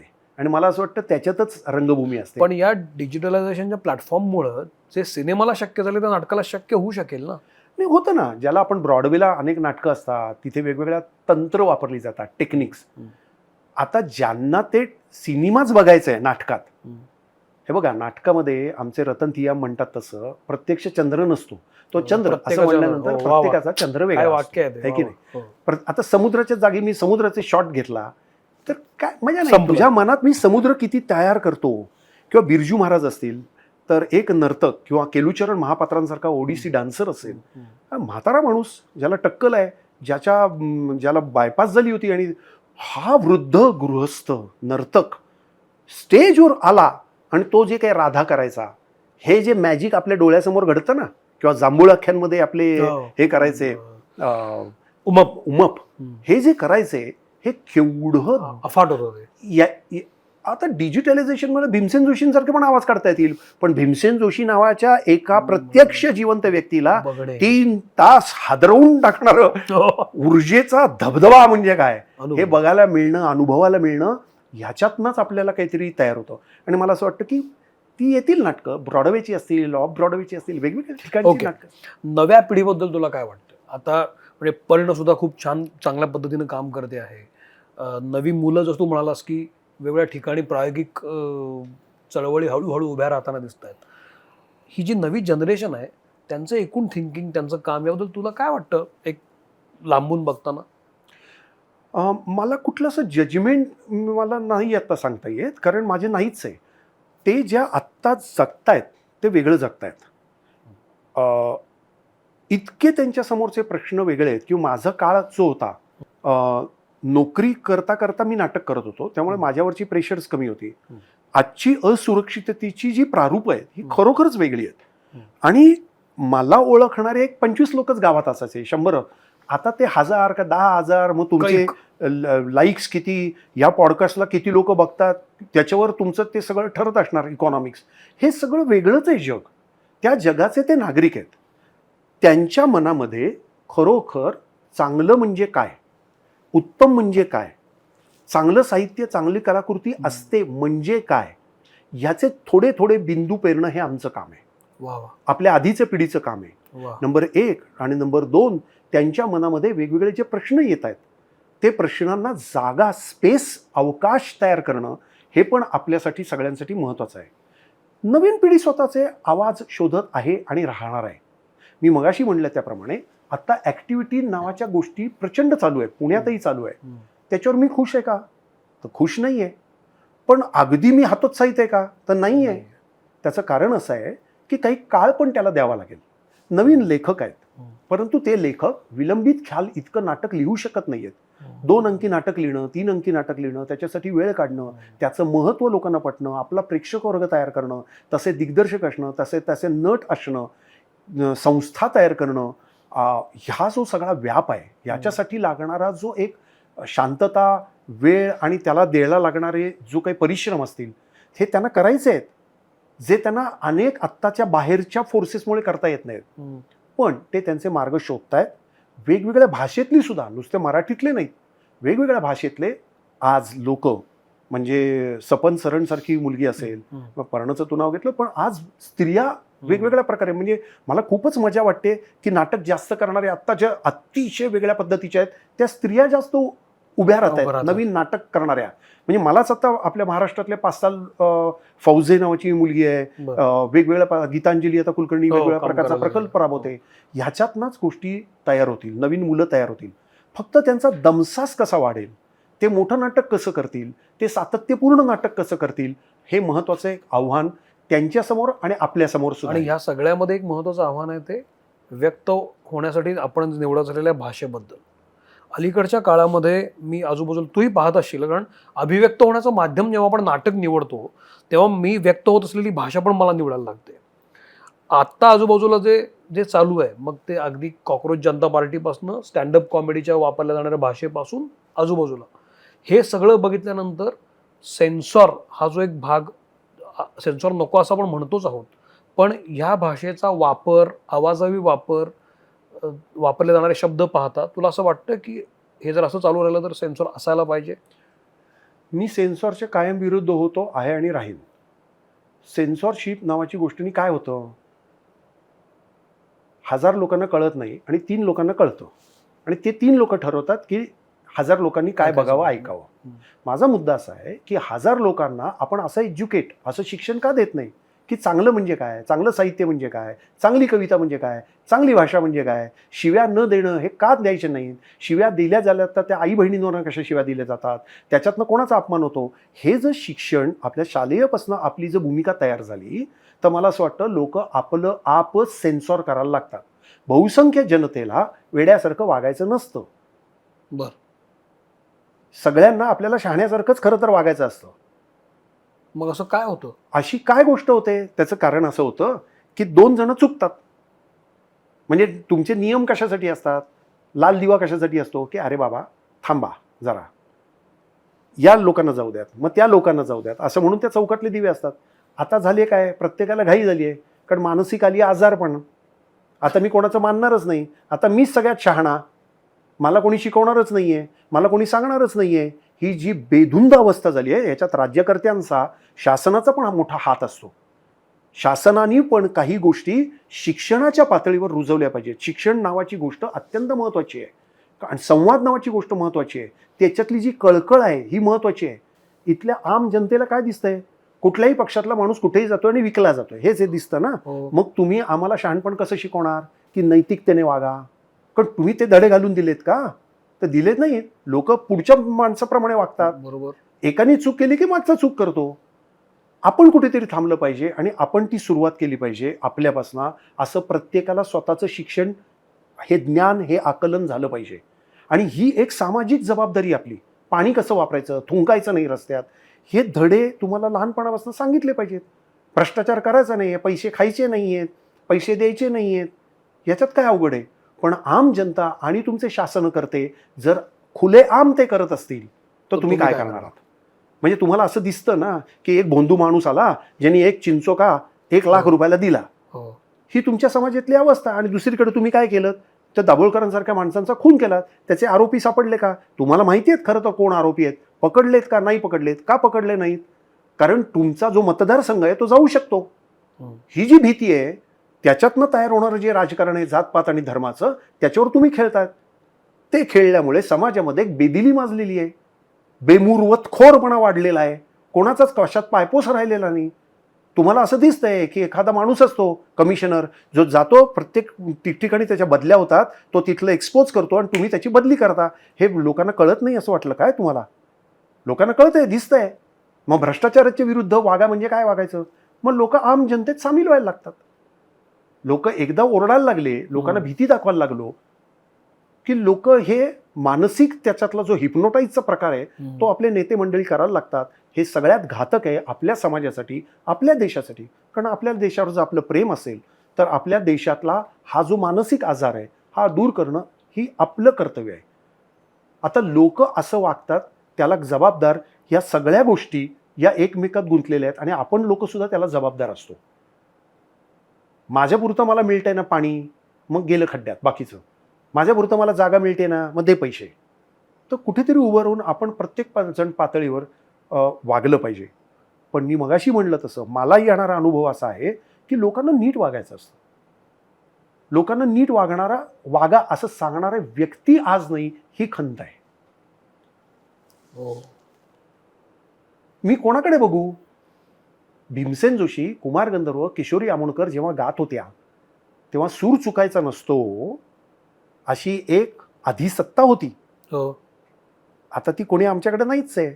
त्यामुळे बेसूर गायबून 1000 लोकांच्या समोर केकाटत असलेला गायक हा तुमचा जो पॉप्युलर असेल आणि त्याला काही लाजच वाटत नसेल तर गा तू लोकांचे कान बिघडवतोयस. पण घाबरू नकोस. कधीतरी आम्ही भीमसेन जोशीचं ऐकल्यानंतर आम्हाला हे कळेल बाळा की इथे भीमसेन जोशी आणि कुमार गंधर्व आणि मल्लिकार्जुन मनसूर होते.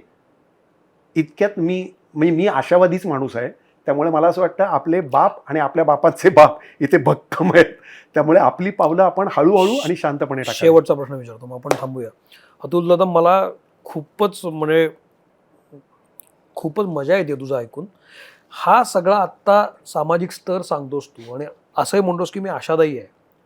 What motivates you? मोटिवेशन तुझ्यामध्ये हे कुठून येतं? मोटिवेट कसा होतोस तू? आजूबाजूला सगळं असं घडत असताना एखाद्या संवेदनशील माणसाला डिप्रेशन यायचं, एखाद्या नर्वसनेस यायचा, हे कशाला सगळं चाललंय, बोंबलत जाऊ दे असं म्हणायची पाळी येईल. पण तू मात्र सातत्यानं नवीन काहीतरी करू पाहतोयस, पुन्हा नवीन नाटक करतोस, पुन्हा नवीन मुलांना जोडतोस. म्हणजे खूपच मला त्याबद्दल आदर आहे. हे जे मोटिवेशन आहे की नाही आपण करत राहायला पाहिजे, हे हे कसं जमवतोस? असं काय म्हणजे छोट्या छोट्या गोष्टी खूप आपल्या म्हणजे आयुष्यात सगळंच विपरीत घडतं किंवा एखादा कालखंड म्हणजे मी आता तुला जरी मी असं सांगत असलो तरी मी आपल्या कालखंडातल्या पण चांगल्या गोष्टी सांगतोय. इतक्या सुंदर गोष्टी आजूबाजूला घडत असतात. तर रोज आपण त्या संकुचित ह्याच्यातल्याच गोष्टी म्हणजे विपरीत जग आहे असं नाही वाटत. आता पटकन उदाहरण मला आत्ता इथपर्यंत आलं ते सांगतो की मी आता एक मॅच बघून आलोय फुटबॉलची आणि मेसी नावाच्या गृहस्थांनी 3 हायट्रिक मारलेत बॉल. याचा इतका आनंद झालाय. त्यांची जी स्किल सेट्स आहेत आणि जगातले छोटे छोटे देश म्हणजे स्पेनला बरोबरीत राखणारा वर्दे सारखा जो माणूस असेल ते मला अंगावर रोमांच आणतं की छोट्या देशांना 5 लाख वस्तीचा देश आहे अगदी. आणि त्याच्यातले जे 12 खेळाडू खेळत होते ना जिगरीनी, ते त्यांच्यात कुठनं जिगर येत असेल? अरे तो जो ज्यांनी आता मला त्याचं नाव नाही स्पेनला थोपवलं, त्याच्या आईला व्हिसा मिळाला नाही तर पैसे नव्हते त्याच्याकडे असं त्यांनी सांगितलं आणि तो रडत होता. हे बघून मला असं वाटलं की इथे गरीब माणसाला पण चान्स आहे. आज आपण क्रिकेटमध्ये T20 वगैरे ते ठीक आहे, ते मार्केट आहे वगैरे ते सोड, पण छोटी छोटी मुलं यशस्वी जयस्वाल सारखी माणसं आपल्याला काहीतरी देत असतात. अतिशय छोट्या गावातना, काश्मीर सारख्या गावातना, भागातना आणि छोट्या छोट्या गावातना, रांचीचा आमचा धोनी आला. तर हे माझी इन्स्पिरेशन्सच आहेत ना. यांना कुठली बळ होतं, कोणाची पाठबळ होतं? इथपासून ते मी जेव्हा सफाई कर्मचाऱ्यांबरोबर काम करायला लागलो, छोट्या माणसांबरोबर साधे रस्त्यातली माणसं असतात आणि ते ज्या पद्धतीने व्यवहार करतात ते सुद्धा आपल्याला उन्नत करतात. असे कित्येक रोजच्या घटना असतात, आपल्याला त्याच्याकडे लक्ष जात नाही आणि आपल्याला ते मोठं वाटत नाही. आपल्याला मोठं तेच वाटतं की कोणीतरी कोणाला तरी 1 कोटी रुपये दिले किंवा राष्ट्रीय अवॉर्ड मिळालं. तर मला असं वाटतं एखादा पटकन जाणारा माणूस आपल्याला काय बसता का, या खायला या, जेवायला या, हे जर अजून असेल, ठेव रे विश्वास थोडा, अशी खानोलकरांची कविता आहे. त्यामुळे माझा विश्वास भरपूर आहे की जो माणूस जेवायला, एखादा सफाई कर्मचारी असतात रस्त्याच्या बाजूनी, काय दादा काय म्हणताय वगैरे असं ते म्हणतात, या की बसा की जेवायला, ही मोठी गोष्ट आहे. ही मोठी गोष्ट आहे. त्यांच्या घरात भाकऱ्या नाही आहेत तरी पण ते आपल्याला बोलवत आहेत. पण अतिथी देवो भव असं वगैरे काही आरडाओरडी करू नये. ही सामान्य माणसांमध्ये एक शहाणपण आहे. आणि मला असं वाटतं की जोपर्यंत अजून इथे कधी कधी कोकिळेचा आवाज येतोय, सूर्य उगवतोय, पानं डुलतायत, मध्ये का होईना पाऊस कधीतरी पडतोय आणि नवीन छोटी मुलं पण आहेत, ती हसतायत, हे बघून मला आनंद, इन्स्पिरेशन का नाही होणार? लोक येत आहेत नाटकांना. प्रत्येक वेळा काही 5,000 लोक यायला पाहिजेत असं नाही. मला 100 लोक किंवा 25 लोक असले मजा आली. मला मजा आली का? मला आनंद झाला का? मला समाधान वाटलं का? हजारो लोकांना मी बदलवेन की नाही मला माहिती नाही, पण मला एका माणसाशी जरी संवाद साधता आला, त्या संवादातनं माझा आत्मसंवाद झाला आणि आपल्या परस्पर संवादामुळे समूह संवाद झाला, तर मला असं वाटतं की माझा संवाद सुसंवाद झाला. वा वा वा. मला तुझ्याशी बोलून अर्थातच खूप छान वाटलं आणि मला खात्री आहे की हा सुसंवादच होईल. म्हणजे आत्ता जे आपण बोललो आहे ते त्यातून घेण्यासारखं खूप आहे. आणि मुद्दा हा आहे की छोट्या छोट्या गोष्टींमधनं आपल्याला मोटिवेट होता येतं जर इच्छा असेल तर. तू आवर्जून मित्रमंडळीमध्ये आलास त्याबद्दल खरंच आभार. हा एपिसोड कसा वाटला मला सांगा. NDTV मराठीवर हा 22 मिनिटाचा एपिसोड जरी असला तरी संपूर्ण एपिसोड अनकट हा उद्या सोमवारी संध्याकाळी 6 वाजता मित्रमंडळी यूट्यूब चॅनलवर दिसणार आहे. तो जरूर पहा. कसा वाटतो मला जरूर सांगा. अतुल दादा सोशल मीडियावर आहे, मी सुद्धा आहे. तुमचे काही प्रश्न असतील तर तुम्ही विचारू शकता, त्यालाही आम्ही उत्तर देऊ. आणि काळजी घ्या, भले ते घडो. आमचं ब्रीदवाक्यच आहे, चांगली माणसं जोडली जाणं महत्त्वाचं. त्यामुळे आज आपल्यासोबत अतुल दादा जोडला गेलेला आहे. मनपूर्वक आभार. तुम्ही मला बोलवलं आणि इतके लोक हे बघणार आहेत, त्या सगळ्यांचं अभिनंदन आणि मनपूर्वक सदिच्छा. थँक्यू अतुल दादा. थांबतो.